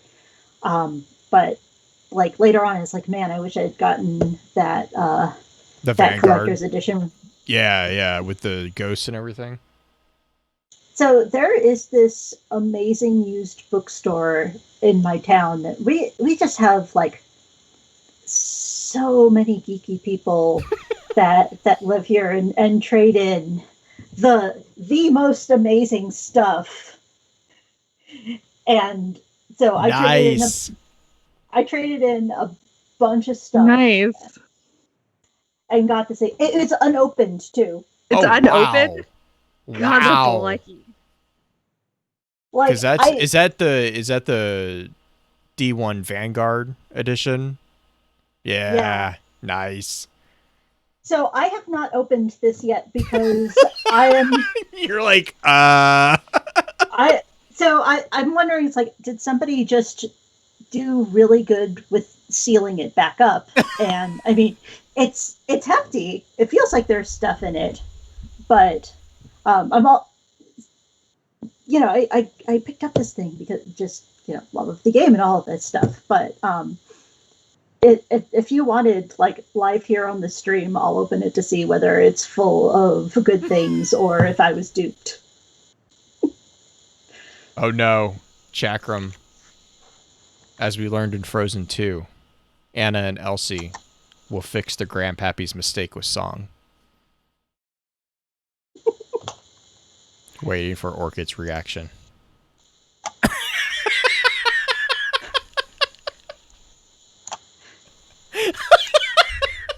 I'm appalled by all of them.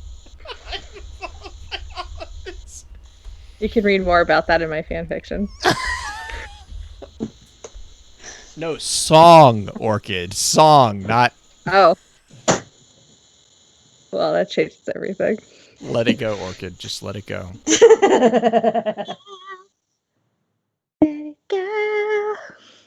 Oh, man. Not that one? I don't want to make you open it. I want to keep the Schrodinger's destiny alive. Schrodinger's destiny alive. All right, I'll say that. I guess my video isn't showing on the stream right now, so the stream. Yeah, really... the big thing with the Vanguard case was the ghost that came in it. That was one of the. I think that was the only way to get that particular ghost shell, the Frontier shell. Yeah, although I think they used the exact same mode for the Amazon one. Yeah. Yeah. Because that one was based off the Dread Explorer for Dead Orbit. It's got those like little things on the side of it, so I think they used the same mold. Oh, okay, yeah. Gotcha. Yeah, at one point they had that thing on sale for $10.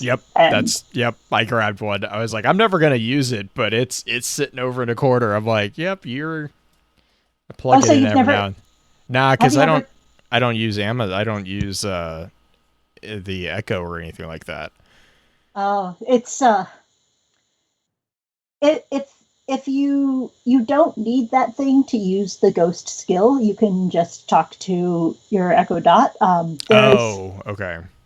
I set mine up, and you have to do like I've got to mute my Alexa again, or else it'll start going off. So I have that ghost. Yeah. Do, What do do you you do with also it? have the? You have to plug it into your Echo in order to get it to work, and it just like I was a little bit disappointed that the light didn't flash along with the Yeah, I ghost was a little talking. upset about that too. Like seemed like such an easy thing, and it I know. originally cost like $80 or something like Yeah. that. Hmm. But It's cool though. I set it up when I first got it, and then I left it alone for a while, and then fairly recently, I it's like Alexa Ghost, and and it was like, hey, you've been gone a long time.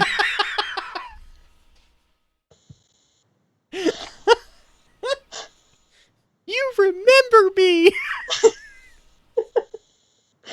It's like I'm not upset and that kind of stuff, and um, there's some fun Easter eggs in there. You can be like, tell me about Zer, and tell me about different characters. There's some characters that like it has only a certain number of voice lines and stuff. Hmm. It I'm really proud of Bungie for getting but the I think it's like back when Bungie was with Activision is how they get all these connections and stuff. That this thing got made. I'm glad that this thing got made because it's just a little delight. It wasn't made to its full potential, but isn't that the story of Destiny? We'll get there eventually. But gosh, I love this game so much. Rasputin is Olaf. Do you want to build an AI? Ghost play Despacito. Oh yeah, that's yeah.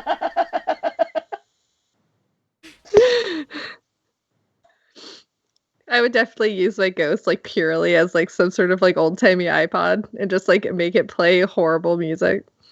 I'm still upset that Ghost id game can't do that. After that original trailer Right? for Destiny. Let me hear something classical. And then ah, Do you want to build a catometric weapon? I promise it won't kill you. Okay. All right. Orchid, you want to count us down for round 2? I would love to. All right. Are you ready? I am ready. yep. All right. 3, 2, 1, click. Yay. Yep, getting sound waves. All right. Hooray. All right. So,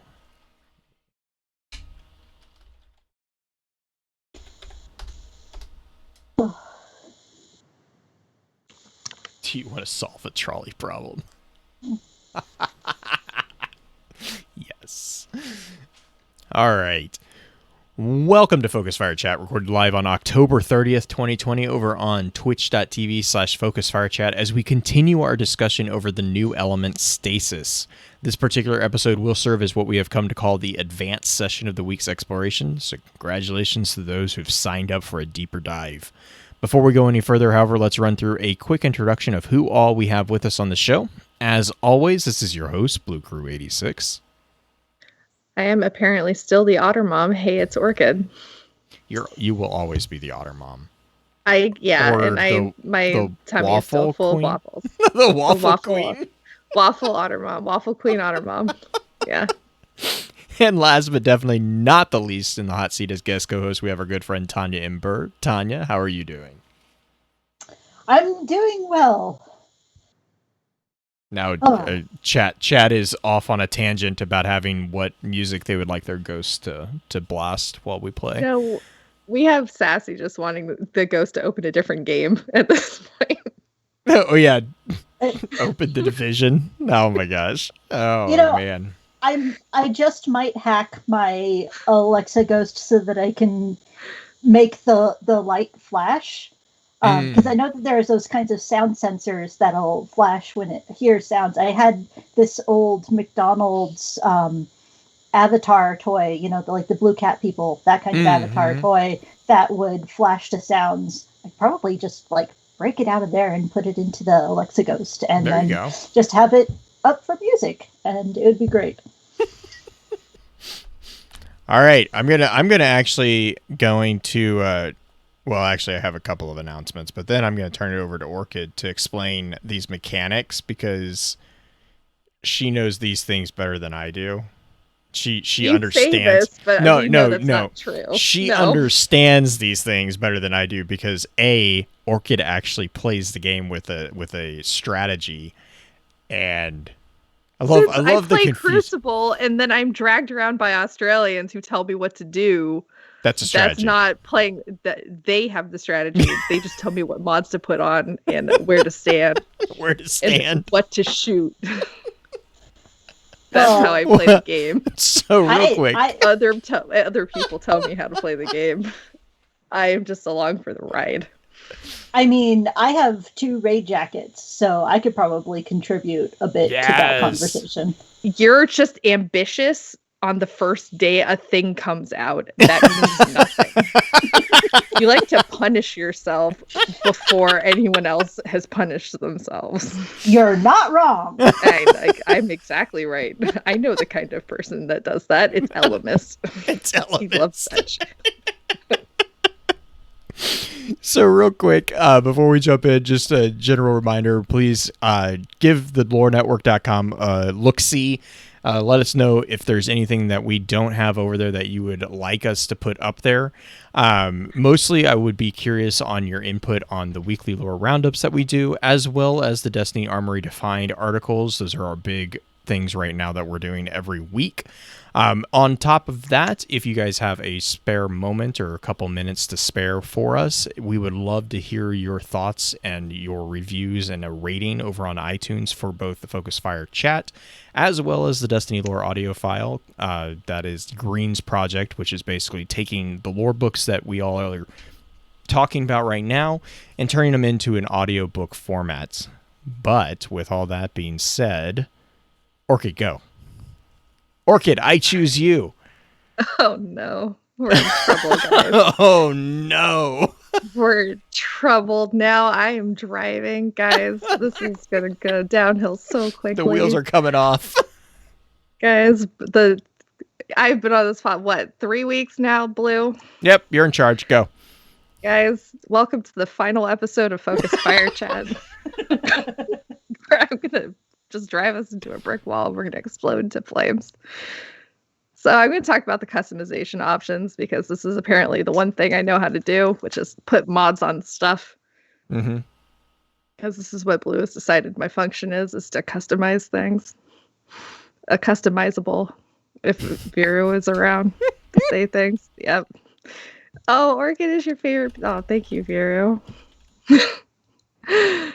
So, the aspects and fragments will allow more layers in the customization of abilities like grenades, movement modes, class abilities, etc. So it's going to make doing stuff a lot easier. So the aspects are actually going to be physical items in the world, which you can slot to offer actual new abilities, also with other effects. So you can there are a couple examples that we have. So you can get like crystallized Avexa Conflux or a robotic fallen arm or something called a shatter drive. Do you want to say what a shatter drive is, Blue? Because you wrote notes here. Shatter dive. So the shatter dive is a frozen scream. This is the basically the flavor text that we have for it. I just wanted to hear you say shatter drive. Shatter dive. It's a frozen scream trapped in a gemstone, the recognition of a great and terrible truth. You descend upon your enemies with the enormity of the dark because you use a shatter dive. Oh my god, why? We also have Tectonic Harvest, which apparently is a petrified grip grasping for something once held but now lost. Your hands create power from nothing, which is against the laws of physics. That's cool. Pair causality. Don't like that. You can't create power from nothing. It has to come from somewhere. It makes me uncomfortable. Listen to your They're also non-magical subclass thinking. specific, so that's interesting. So we're gonna have a bunch of stuff to find. I have cat hair up my nose. All right. The other one are fragments, which are physical items which are able to be discovered and applied to aspects. So you need the aspects to apply the fragments to, because Bungie loves complicated systems. So you have there to offer additional passive perks such as stat bonuses that may come with penalties. So they sound a lot like Warmind mods or stacks on stacks for extra light mods or stuff like that. So charged with light mods is kind of what they sound like to me. So examples sound like Whisper of Bonds, Whisper of Durance. So they're Whisper of Hedrons, Whisper of Refraction. They're class agnostic, so it does not matter what class you have. They work for everything. You gotta whisper them. Whisper of Bonds. Whisper, Whisper of Bonds. Whisper, whisper. Now, Whisper. whisper, whisper. Whisper. Whisper of Refraction. Trigger.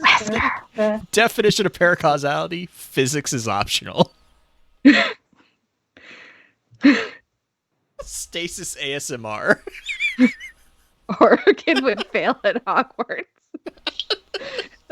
I have a Slytherin. Have you not seen? Did you see my Slytherin groves? Excuse you, Black Flag. You Orchid would forbidden my not be in Ravenclaw. No. I would be in the good one. Slytherin. The good one. Yeah, and Sapphire Sunset is also calling out aspects are subclass specific and fragments are class agnostic. Yeah.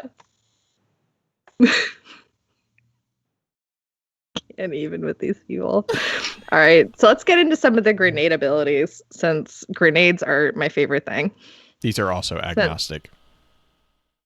Are they agnostic? Yes, they are agnostic. They are class Okay. agnostic. They don't believe in any particular class. Oh, okay, that's good. They're open to all classes. They're open to all classes. All possibilities. Yeah, all possibilities. They don't believe in one particular class, They do not adhere to a particular class, no. right? Okay. All three options will show the capability of Stasis to change the way Guardians fight. So it introduces kind of the ability to create a new geometry to the overall world around them. God, blue. Purple prose, sir. So we have three kinds of grenades. We have a glacier grenade, a cold snap grenade, and a dusk field grenade. The glacier grenade, apparently, upon contact with the ground, a wall of stasis crystals instantly bursts from the earth, and nearby enemies are frozen inside stasis crystal. These grenades have multiple uses, from encasing enemies to creating cover. So when destroyed, the crystals will create area of effect burst damage to nearby enemies. So what do you think these could actually be used for in the game? Exploration. Yes.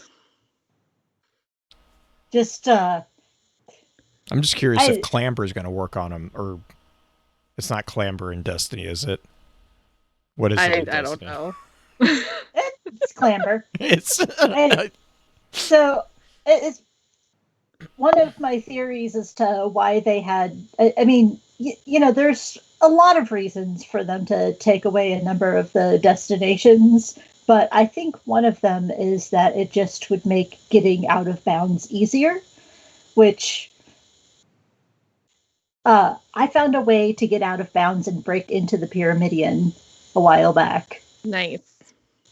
And that's a lot of fun. And I think most of the areas that we encounter in Europa are going to be kind of guarded against this, or like designed with, these stasis platforms that we can manifest in mind.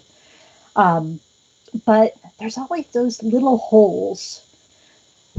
There was this one person who was breaking out of bounds, and they managed to break into, those different rooms in the Vault of Glass. Is like the past and future of Venus. they managed to get into those areas, and it would take them hours to get to this one point where they had to pull something off perfectly in order to get past this barrier. I know that the video's up on YouTube, and you should definitely check that out because it's amazing. But exploration, and I'm pretty sure there's going to be some stuff that you're only going to be able to get to if you have, or at least get to easier if you have one of those barrier walls that you can put up against something. But the other thing they're going to be really great for is when you're in a boss battle, and we determine that rockets are going to be the best thing to take down a boss. No. No. Yeah, that's what I was. No, I know. I see where you're going, and I like continue your thought. I like where you're going with this. Whether on purpose or by accident. Yes. Mm-hmm. Fraggle does this all the time. Who put a bubble up? Everyone put a bubble up, Fraggle. You I don't had fire the shield equipped. Yeah, you don't fire the rocket inside the bubble. Rockets are due for a comeback, man. I mean, they said they're gonna work on them in the future. So whatever that means. So cold we'll get snap. them eventually. What about that cold that's snap? So that's what I think that those are going to be the best. These are going to be cool. Yeah, these are going to be cool grenades. So let's go to the next one, the cold snap grenades. So these say, upon impact with the ground or an enemy, this grenade unleashes a wave of stasis energy that races along the ground in the direction of the closest nearby enemy, freezing them and then searching out the next nearby foe. You can freeze up to 3 enemies with a single cold snap grenade. Yeah, that was one of the ones that they had in the trailer, and it looked pretty cool. Yeah, it looks really cool.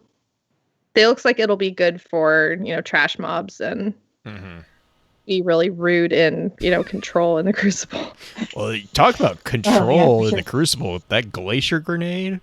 You have a choke point. You have a choke point that's you can create a kill box real quick. Oh yeah. Just think of it in like a map like Midtown that has, small. Basically, that has small choke points. The people who are using glacier grenades in Crucible are the Mays, the people who play May in Overwatch. Yes. Absolutely. Yeah, Black Flag. Yeah.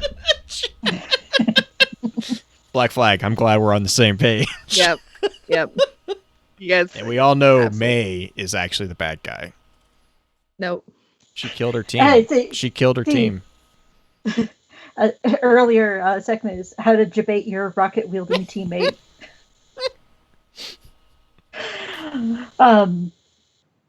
But yeah, those are going to be similar to skip grenades in Crucible, I think, is how those are going to end up working out. But I think there's going to be a lot of annoyance in Crucible at first. I mean, when there isn't there annoyance in Crucible over one thing or another, but the salt will flow. Yeah, this is Stasis, as it's designed to do, the slow stuff down, and it's going to be a big adjustment. You remember when Witherhoard first came out, and if you were one of the first people to get that and go into control, you were just like a god or something.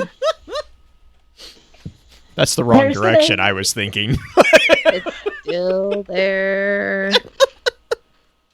It haunts you. Everyone go to control point B. Don't go to point B. Nope. Never go to B. Oh. So Duskfield, yeah. Duskfield grenades create powerful stasis fields that suck enemies into them when forming. When an enemy is caught inside, they'll be slowed and, if unable to make it out in time, frozen in place. Gross. I would Sorry, like I to got, remind us that all the disconnected. grenades are rated E for everyone. Yep.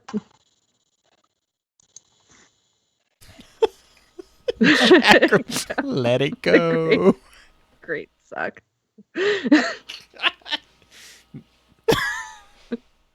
So these sound like they're basically like a weird form of a tether. Yes. Yes. They do. Yeah. That'll be interesting because I can see Yeah. all of these What- being used. I think that was what chat was saying earlier too.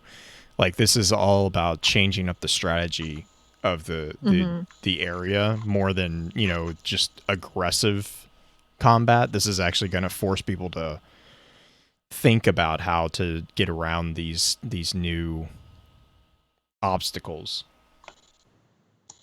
Black flag. It's better than tether. You can walk out of a tether. This is true. This is true. Do you ever play Titanfall 2? Mm-hmm. No. The Duskfield grenade sounds a lot like there's that one grenade where you can suck things into, and those could be a lot of fun or annoying depending on what side of the grenade you're on. Yeah, that is a very true statement. But now that we got the grenades out of the way, we'll take a quick ad break real here, and then we're going to jump into, I want to talk about the different subclasses and the way that they kind of take the concept of stasis and kind of make it their own. So we'll be right back after that. And since we have Orchid leading the charge here, we're going to do Warlocks first. In your face.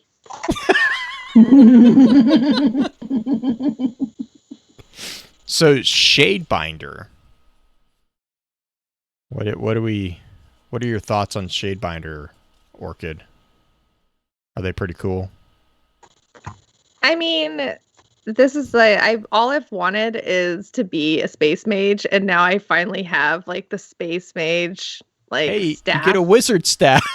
I finally have the wizard staff, so like my little space mage heart is complete because now I can just run around with my wizard staff and just be complete. Do you have a wizard hat though? Do you know when? How do you think? Do you think I don't wear one when I sit in my room and play video games by myself, Blue? I cast magic missile at the darkness. You're a wizard, Orchid. Orchid gets to be Gandalf. Orchid wishes she was Gandalf. My beard would be majestic. It'd be so long and flowing and white. Anyway, so Shadefinder subclass Warlocks, they are masters of destruction. They launch projectiles, freeze enemies, they shatter them. Shadebinder ensues, no foe is left standing. So apparently the fantasy shorthand for the Warlock Shadebinder established early on as Ace Wizard. You know I'm on board if it's Ace Wizard. But it's not ice, it's cosmic ice. So cosmic ice wizard. Cosmic ice wizard. It just makes Even it better, sound really. Yeah, I was about to say. Mm-hmm. Makes it add a little bit of that fabulous flair to it. Yes, absolutely. So the super ability, there is Winter's Wrath, which is harnessing the power of the darkness to summon a stasis staff, which is my favorite. You can do a shatter shockwave. You're laughing at me, but I really just want that stasis staff, okay? It's real dumb sounding. Why would you name it that? There's so many Get a things better- I want to say, but this is Get a a better- family-friendly podcast. I know. There are Are so you many things I want to say too. Do you know how hard it is for me to hold myself back like this? Chat knows. Shatter shockwave. Chat knows how hard this is. So let's talk about That's right. detonating the crystal on your So- staff. That's what she said. The Shadebinder detonates the crystal on their staff, creating a devastating shockwave that shatters all nearby frozen enemies. So that takes the idea that someone needs to use a grenade first to freeze your enemies. So either you yourself need to freeze them, or another fire team member needs to freeze them, so then you can use your shatter shockwave. So you really need the whole idea of this is that you need to work together with your teammates to be able to use the super, or it's not going to be useful at all. Is kind of what I got out of it. Takes two to tango. And then, yeah, it takes two to tango. God damn it. Hey, Blue, I want to use this stasis staff. Do you want to help me here?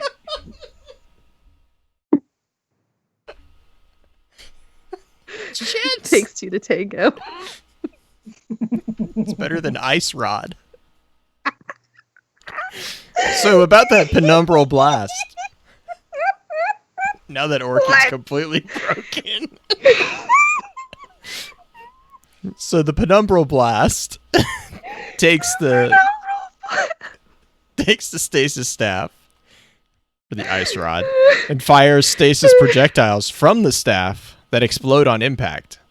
Enemies hit by this crystalline shrapnel are immediately frozen solid. I'm just, at this point, I just need to see how much we can break Orchid talking about the stasis staff. So, with its focus on freezing and shattering, the Shadebinder subclass promises to give Guardians yet another reason to love their floaty, book-loving warlocks. Yep. Mm-hmm. Chat says that the enemies hit by the crystalline shrapnel shatter from shock alone. Oh, man. So they go on to say that no class embodies the concept of freezing better than the Warlock Shadebinder, because when they're imbued by stasis energy, the Shadebinder can summon the stasis staff that fires projectiles which can freeze opponents immediately, rendering them immobile. Mm-hmm. And that's, again, kind of going back to the penumbral blast, and then also the Winter's Wrath ability combined with the Shatter Shockwave aspect is another example of that concept. So when you summon the staff, you can then fire projectiles that instantly freeze it, and then your second stage begins when the Guardian raises the staff, detonates its stasis crystal, and sends a devastating Shatter Shockwave that disintegrates nearby frozen opponents. Just on the side note, I'm just impressed that I got through that with a straight face, because... But enough about the ice rod. Let's talk about the Revenant. I wouldn't have gotten through that. Yeah. Good for you. Chat's convinced that it's... Anyways, Revenants. So the Revenant is the Hunter, the new Hunter subclass, and they are called out as being a worthy ally in any battle. They're the kind of coined phrase here is summon the storm, use it for cover, lure enemies inside, and then unleash devastation. And I think, Tanya, you referred to this as the Ice Ninja, and that is those two little things that they summon. They have a name. Those are basically commas, is what I recognize them as. Again, kind of going back up there, whereas the Shadebinder was established as the Ice Wizard, the Revenant was really kind of the iteration of the ninja archetype. The super ability here is they actually summon dual comma blades, which are referred to as Silence and Squall. So I guess, what is it? They say channeling stasis shards towards them, Revenants form comma blades and use them to unleash a lethal two-prong attack. So you kind of have two options here. You have Deadly Edge, which is you hit one in the first, upon impact, the first blade shatters and sends out a wave of stasis energy that freezes any enemies in a surrounding area. And then the second blade hits and creates a stasis storm, which is basically something that hones in on nearby enemies, slowing, damaging, and eventually freezing them. And then you follow up with the Withering Blade, which is the melee And basically, you chunk razor sharp stasis shurikens into the fray that ricochet off multiple enemies and surfaces, slowing and damaging them in the process. Basically, you turn the battlefield into a meat grinder, and if anything's left, you have your ice rod wielding ice wizard to clean up the mess after they. So hunters get silence and squall, while warlocks get a stasis staff. Mm-hmm. I feel like there should be a specific name for it, just to make. I mean, I guess like having named weapons as opposed to a generic thing. But then again, leave it to hunters to be like, these are my two blades, Yeah. silence and squall. I mean, that reminds me of Galleon, right? Galleon had all his knives with all his knives had names. Mm-hmm. I just love the idea of like the hunter's just like, I'm gonna throw this piece of crystal into the middle of the fight, and oh look, it's gonna cause damage. It's wombo combo, but ice Yeah. mode. I'm gonna have to work on my ice puns. Well, and I just realized it's kind of intriguing too, because it sounds like with the two, like Deadly Edge and Stasis Storm, you actually are throwing the commas. So like you throw it, and so like they say, you know, the first blade when thrown immediately detonates on impact, freezing enemies within a radius or in a radius from the center of the blast. And then if you throw the second blade, it embeds itself into a surface or an enemy and then detonates, creating a stasis storm that tracks nearby enemies, slowing and damaging them as it makes contact. So basically, where the wizard is blowing stuff up, the revenant is slowing everything down. And yes, this also mentions your comment about the dodge aspect, which is the slow dodge aspect. Oh man, it's that I was reading through the notes earlier, and I saw that, and I'm like, oh man, that'll be a lot of fun with trash mobs, but it, like, depending on how it works in Crucible, it's gonna be especially with 6 Coyote, just and a high mobility stat, just like dodging all and freezing people all over the place. Looking forward to seeing the clip reels of those, though. Probably going to be some cursing on the other ends, but then again, that's Crucible. Oh yeah, you know. Yeah. And then going completely away from the S theme, we have the Behemoth. The Behemoth is the Titan subclass. Orchid, do you want to talk about the Behemoths? I would love to. My other subclass. I would love to. So the Behemoth subclass for Titans, they are high offense and high defense. So they're both extremes. They create solid stasis crystals to provide cover or platforms from which to leap during their super. Behemoths can jump higher, faster, and farther with unlimited melee energy and high damage mitigation. So they are just real quick boys. It's just Yeet Titans, but icy. I already have this super, guys. No, but Orchid, why do I want it again? Because Orchid, you have a stasis staff, but then in other cases you need to use your fist. And that's what Titans do. They like to have the panic super. It's the Icy Hulk.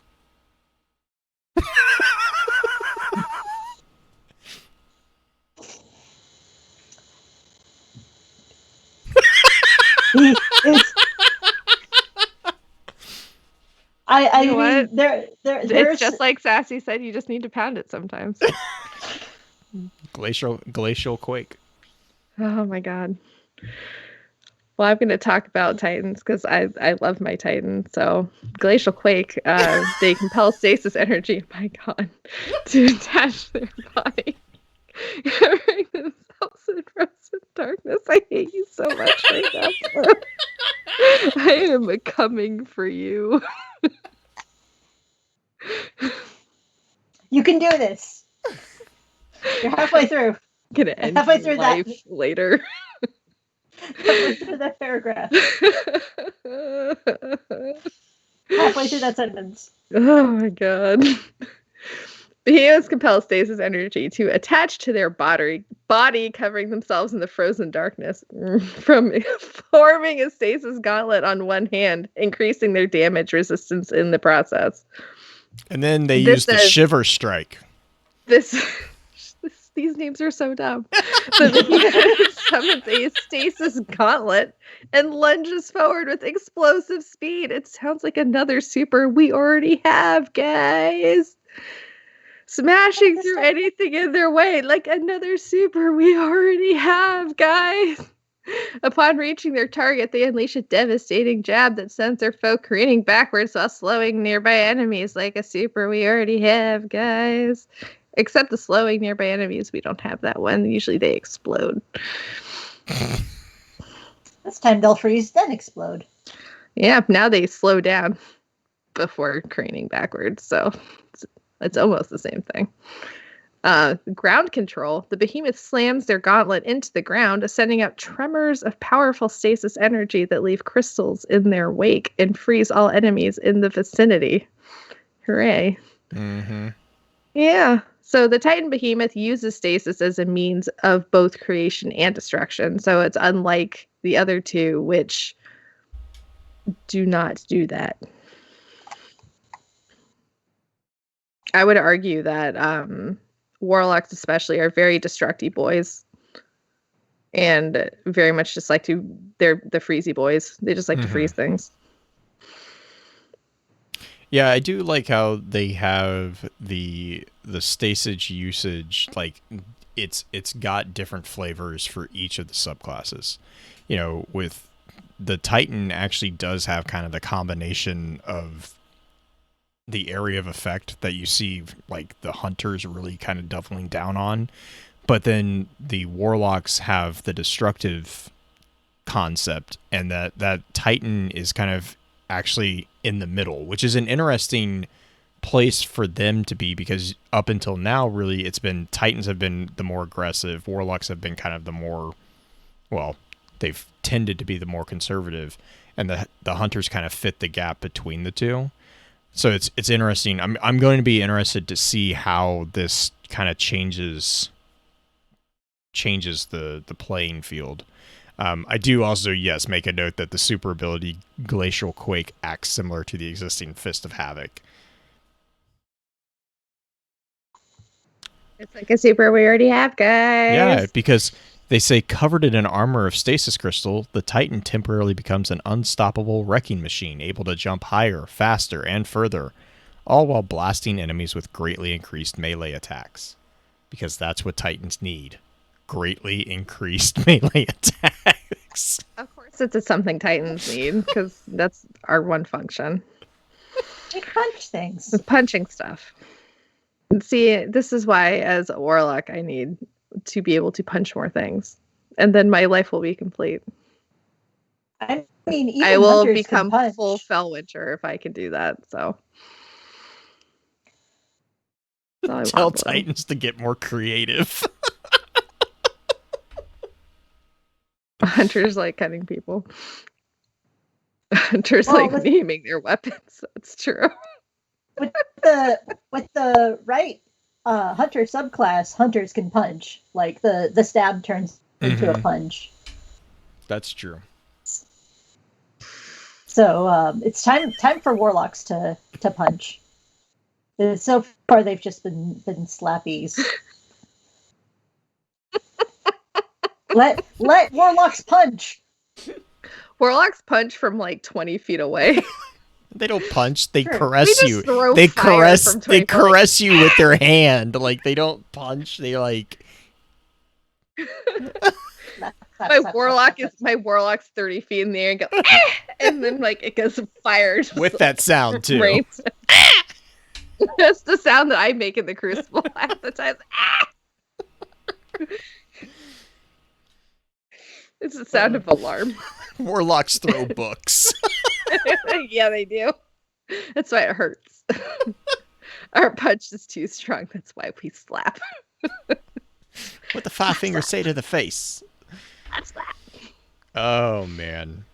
Oh my But I mean, God. I do like how you see the different takes of the same element in the same way that we have with the existing elements, you know, how each one has a different kind of take. I'm going to be curious if do we know, are they doing different paths within these subclasses like they do with the others?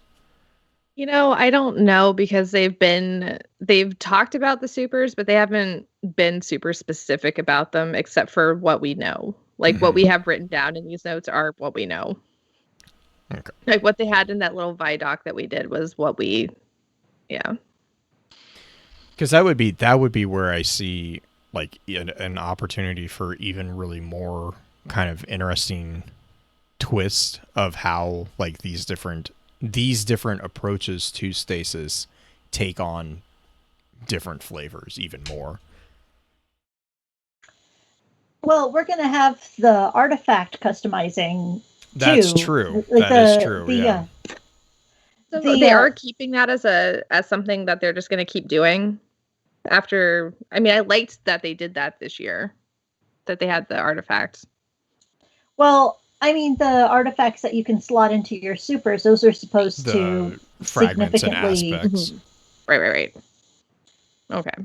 That's what Veru's saying too. I think that's what the customization for the paths is gonna be through those, which will be more open. I think is what they're saying, which is interesting. I guess my one kind of takeaway there though is like I kind of like the path concept because it was like a kind of a tie-in to how you trained, like how your character would get like introduced to those elements from a storytelling perspective. Yeah. I don't know. We'll find out in 2 weeks. 1 week. I could see it that you go into a specific adventure or story mission or something, and at the end you're rewarded with this thing that you actually use to affect that would be your subclass. That would be really cool. Is like that's how you unlock different aspects or different fragments. Well, because all of the things that we've seen, the fragments and aspects have like little bits of lore that go with them, and having us have something specific that we get them from just would be amazing. And I could totally see them doing that, you know? Like, first of all, I love that they're including lore into the fragments and aspects and kind of deepening the world that way and having it be like a thing that affects something rather than what we've had typically thus far, for the most part, have been little things that we pick up like a spin foil hat or something that is something that's ultimately junk. Oh my gosh, I just realized if we could get a spin foil hat that would affect our super somehow. Orchid would love the wizard hat to go with the stasis staff. Can I also have a beard? No, it's destiny. No one's allowed to have beards. When, guys? It'll be like a fragment or an aspect of something that you equip to your super, but it doesn't like change the physical appearance of your character. Which changing, I think that they're making the groundwork for it, and eventually we'll be able to change the appearance of our characters. Whether or not we'll have beards, I have no idea. I really want to see exo beards right this second.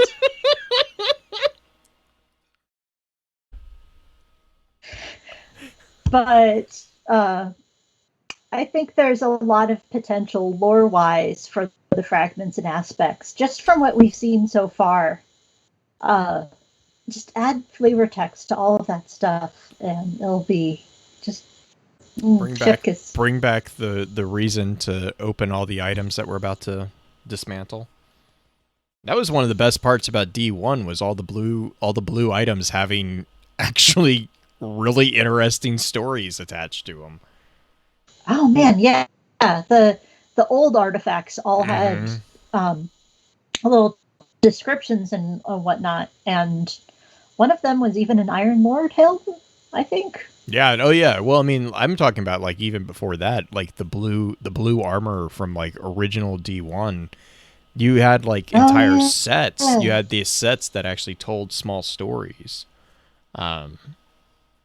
Just like that type of concept it was really cool to kind of, sit down and just like go through each of the items and see the little snippets that they gave us. That was really one of the things that I did. I also picked up with the aspects and the fragments was those different things, like the shatter dive and the frost pulse were two of the ones that were really cool.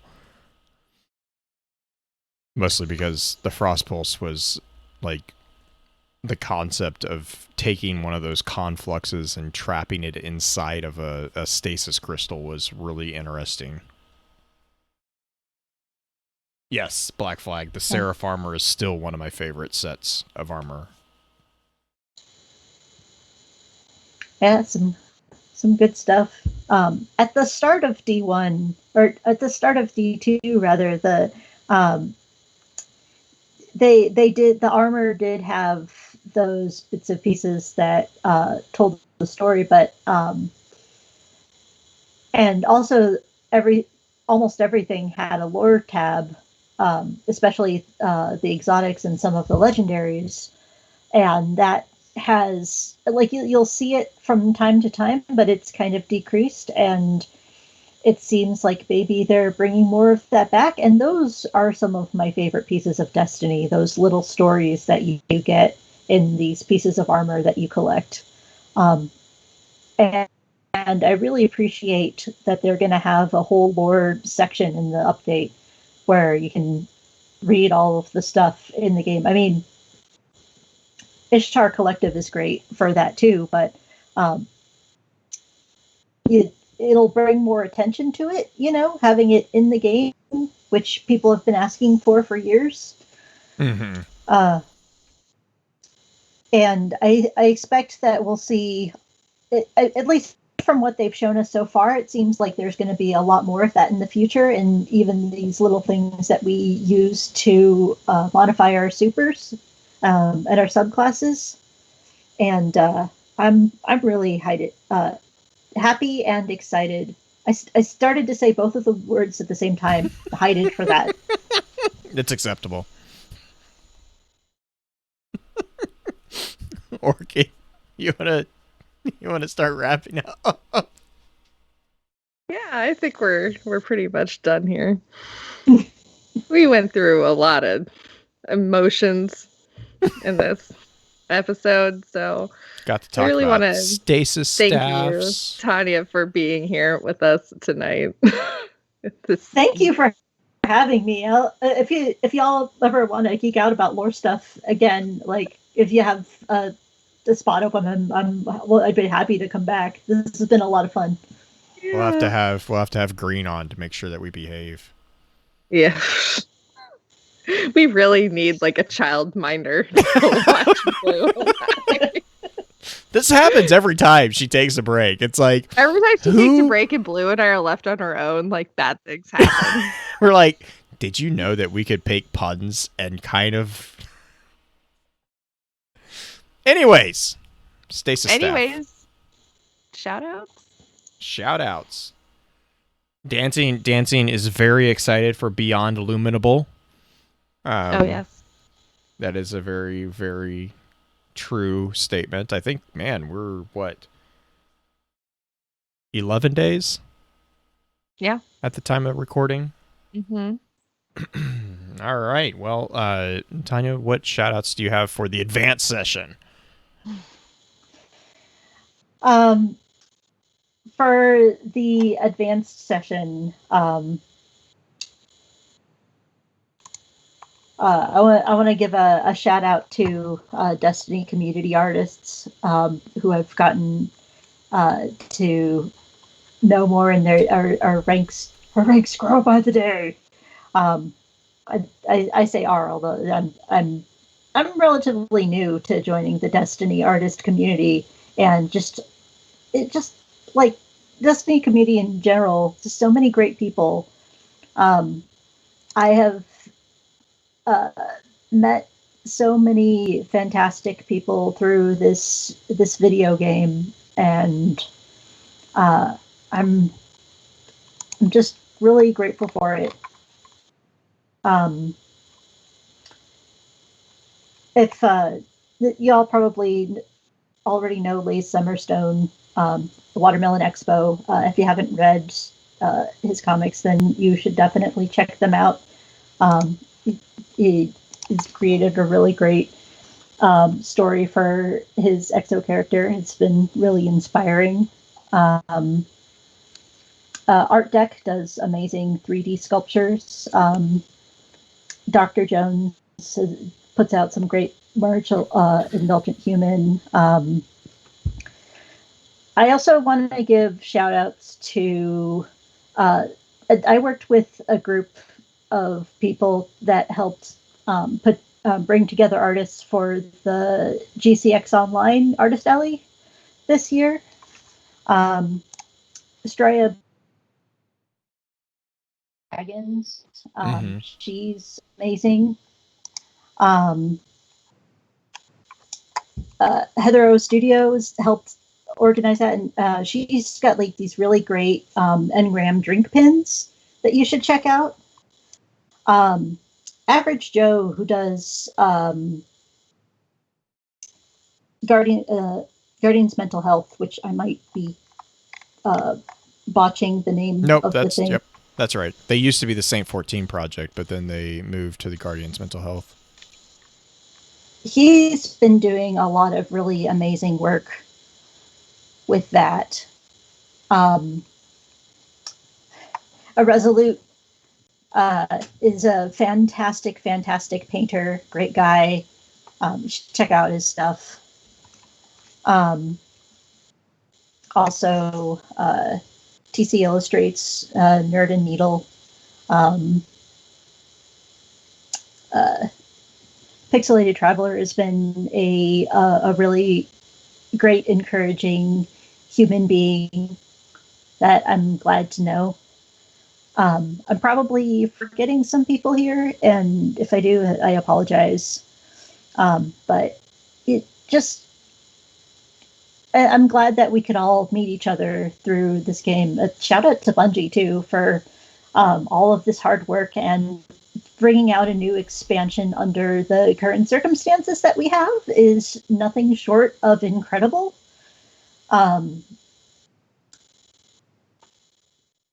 You know,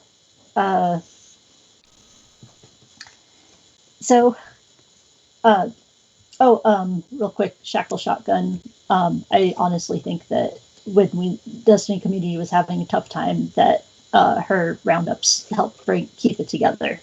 Mm-hmm. Yeah, that's. Oh my God, Toki, stop it! My lord. Shout out to Toki. Shout out to Toki. This cat has just been such a nightmare the entire night. Like, he wants to be when on the podcast. I don't have my cam on, guys. Like he's still doing this. You just can't see it. It's like these gymnastics are just awful. Thank you again for coming. It's super great. Thanks so much. Thanks for having me. Yeah. Toki MVP. Thanks, Nar. You know what? Shout out to Toki for being the worst. For being the worst. That's my shout out. Oh man. Just Toki wants oh freaking no. cat churu. He's just I see in the chat a shout out to Stadia. I want to second that shout out. I'm one of the 10 people that got Stadia. Like, Oh, nice. And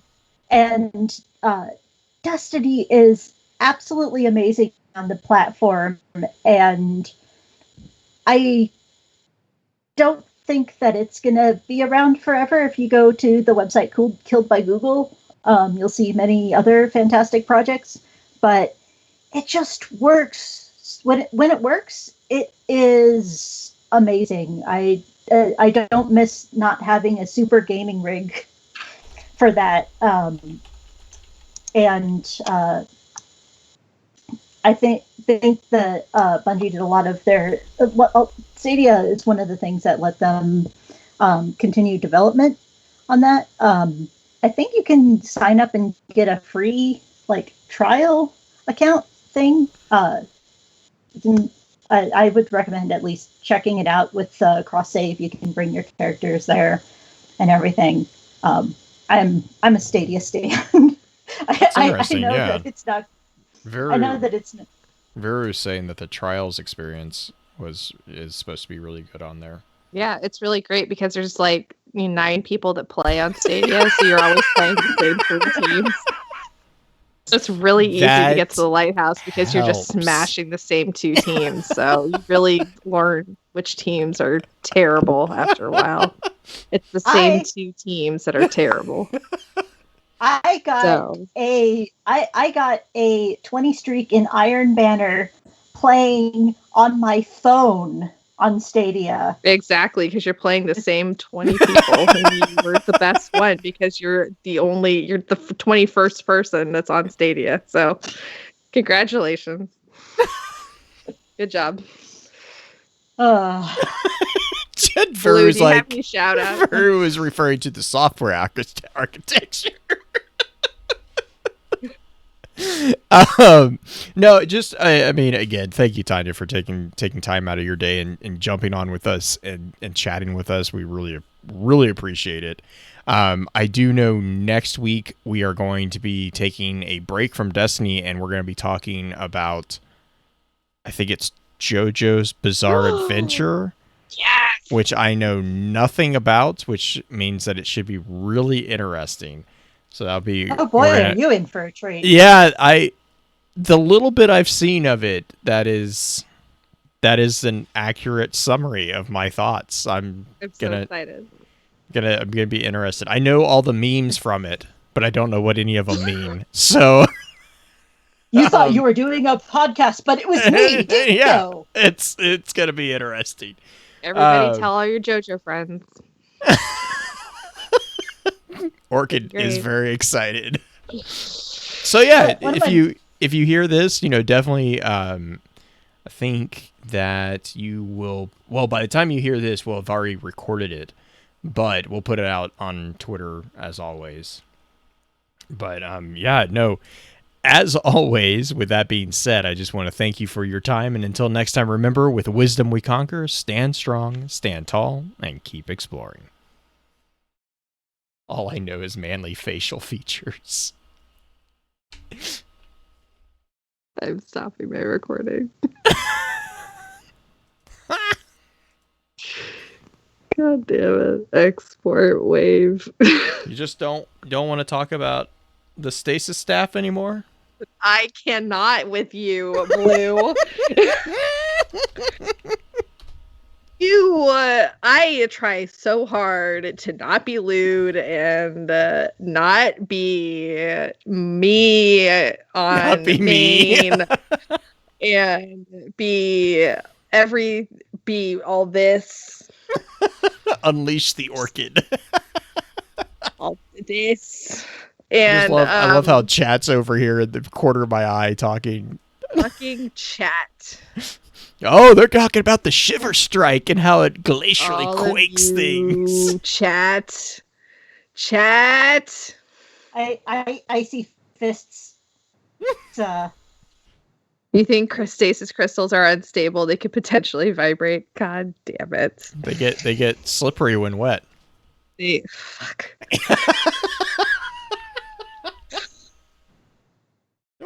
I'm gonna scroll back up because I'm sad. I don't think you saw like half the conversation. I didn't because I was trying to ignore it because I knew that if I saw it, I wouldn't be able to get. God damn it! I can't look at anything. I can't look at like my chat with you. I can't look at my chat in chat. I can't look at my chat with my friends. I can't look at my chat. Nothing is safe right now. Where was it? I have DMs from people that are in chat. I'm gonna make a macro and chat, refer to my stasis staff as Shiver. To which the response was, "You just want your stasis shaft to shiver." A rod that makes you shiver? I do. Oh my god. That's what Vern pointed out. Orchids. Everything is good. Since crystal is unstable, it's probably vibrating too. I think I'm getting a Mobius quiver. Fuck. Everything is dirty right now. I need an adult. Everything is kids inducing when Green isn't here. I prefer the word moist. It's been 8 months, Orchid. Black Flag. It's been since Christmas. It's been since Christmas. It's been 10 months, Black Flag. 10 months!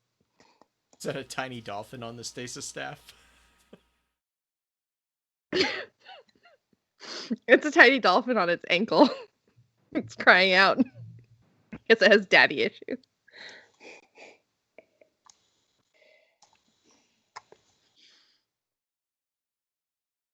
Oh. I don't think calling an adult is the fix when talking about adult stuff.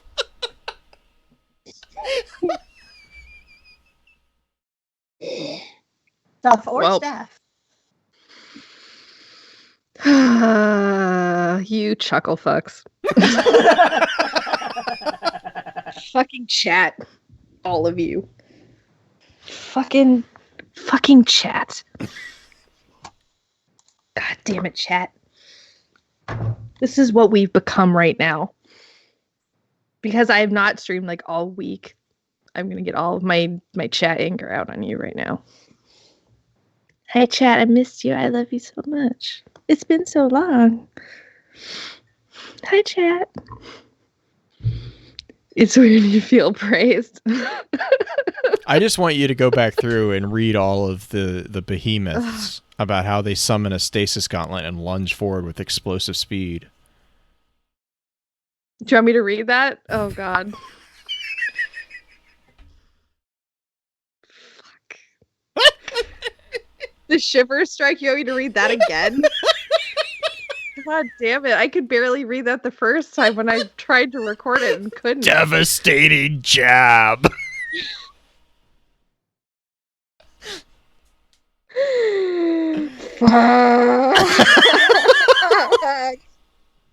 Why? Why you do this to me? The behemoth's fist makes other people shiver. Why are you the way you are? Oh, now I can see the back scroll in the show chat. That's so weird. Oh my gosh. Head desks in chat, please. Fisting intensifies. God damn it. Glove of love.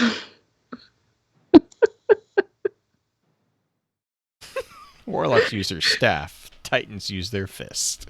Yeah, this is my normal state, Black Flag.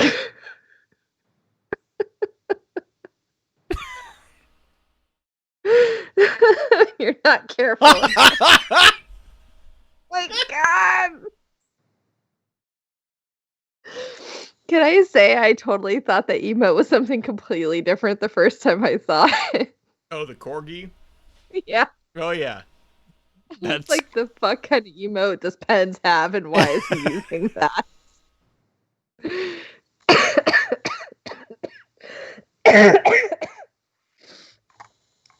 It's like, wow. Yeah, that one. what his pen's ready for. It was gross.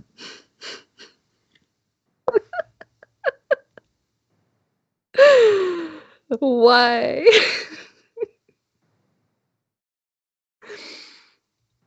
I mean, we could always talk about the penumbra blast. Or the... Oh, but I like talking about Titans. Titans are great.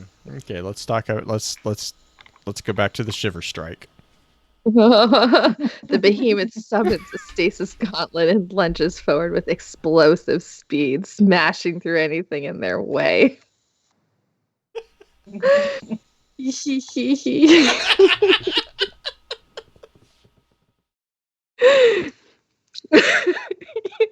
Just sitting there laughing.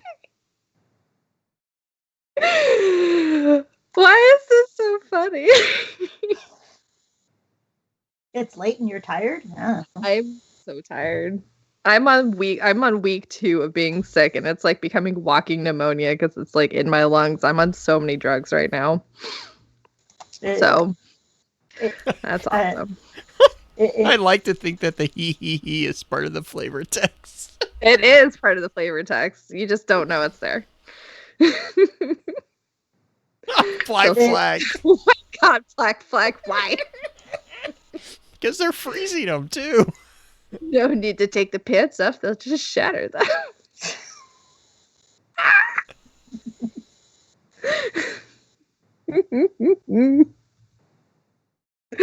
I got really sick in January, just like for pretty much the entire month, and ended up getting pneumonia. So yeah, it was pretty bad. So take care of yourself, Orchid.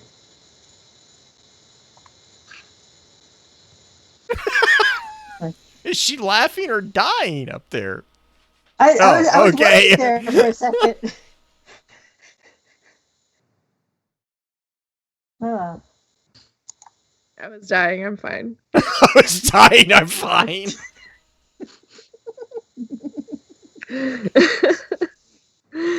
How many hydrate redeems are you on now?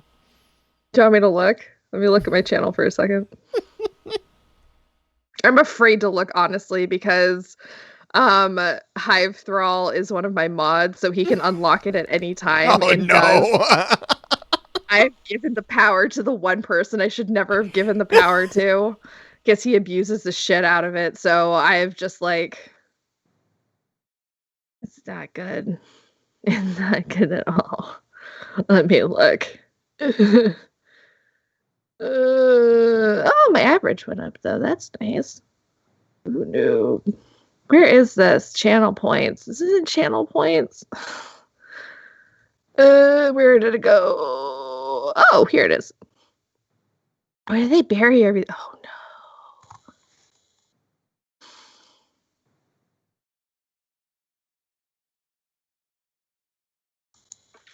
So...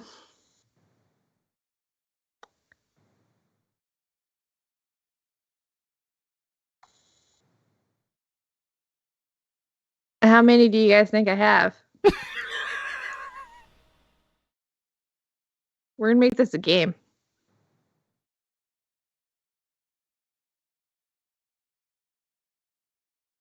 Petition to change the advanced session title to Examination of Stasis. 3869. Nope. 200.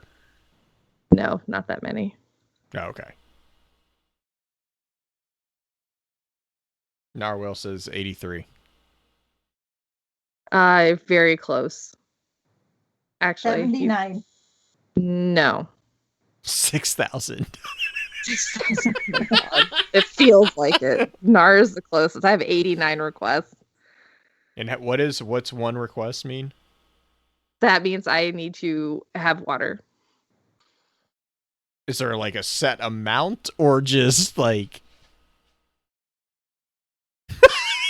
So you have to drink that whole thing? Line to line. Oh, line to line, is okay. one hydrate is a line to line. This is you really oughter drink your water bottle. Yeah, you should start Aw, getting. that's cute. You should start chugging. No. Chug, chug, chug, chug. I just keep it here to remind myself that water is a thing that I can drink and that I don't.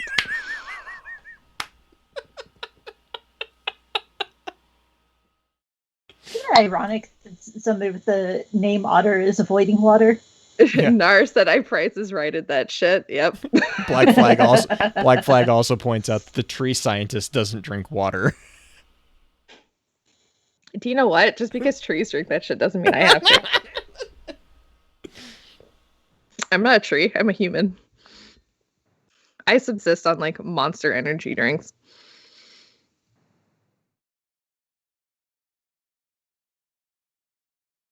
I should Oh man. lay down though. Yeah, I just realized I have to be up for a football game. Little guy has a football game. Well, His last football game of the That's season. fun. Good luck to Minion tomorrow. Yeah, he's starting center, I think, is what he's playing. That's amazing. And she wonders why she gets sick. It's because I was around sick people. Because no one at work wears masks except me and like 2 people. Is your name Kyle? My name is not Kyle.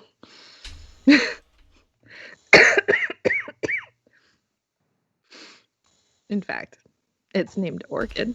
That's my name. It's right. Hey, it's Orchid. It's right there. Hey, in it's the Orchid. name. Hey, I'm Orchid. Hey, it's Orchid. My name is Orchid. Hey, it's Orchid. Hey, it's Orchid. And Hey, now that Orchid is on, it's Orchid. Now that Orchid's on a repeat, Hey, say goodnight. Say goodnight, Journey. Good night, stream. Rest well. I hope you feel better. Bye, Stream. chat. I love you. Guys, have a good one. We'll see you later. Good night, chat.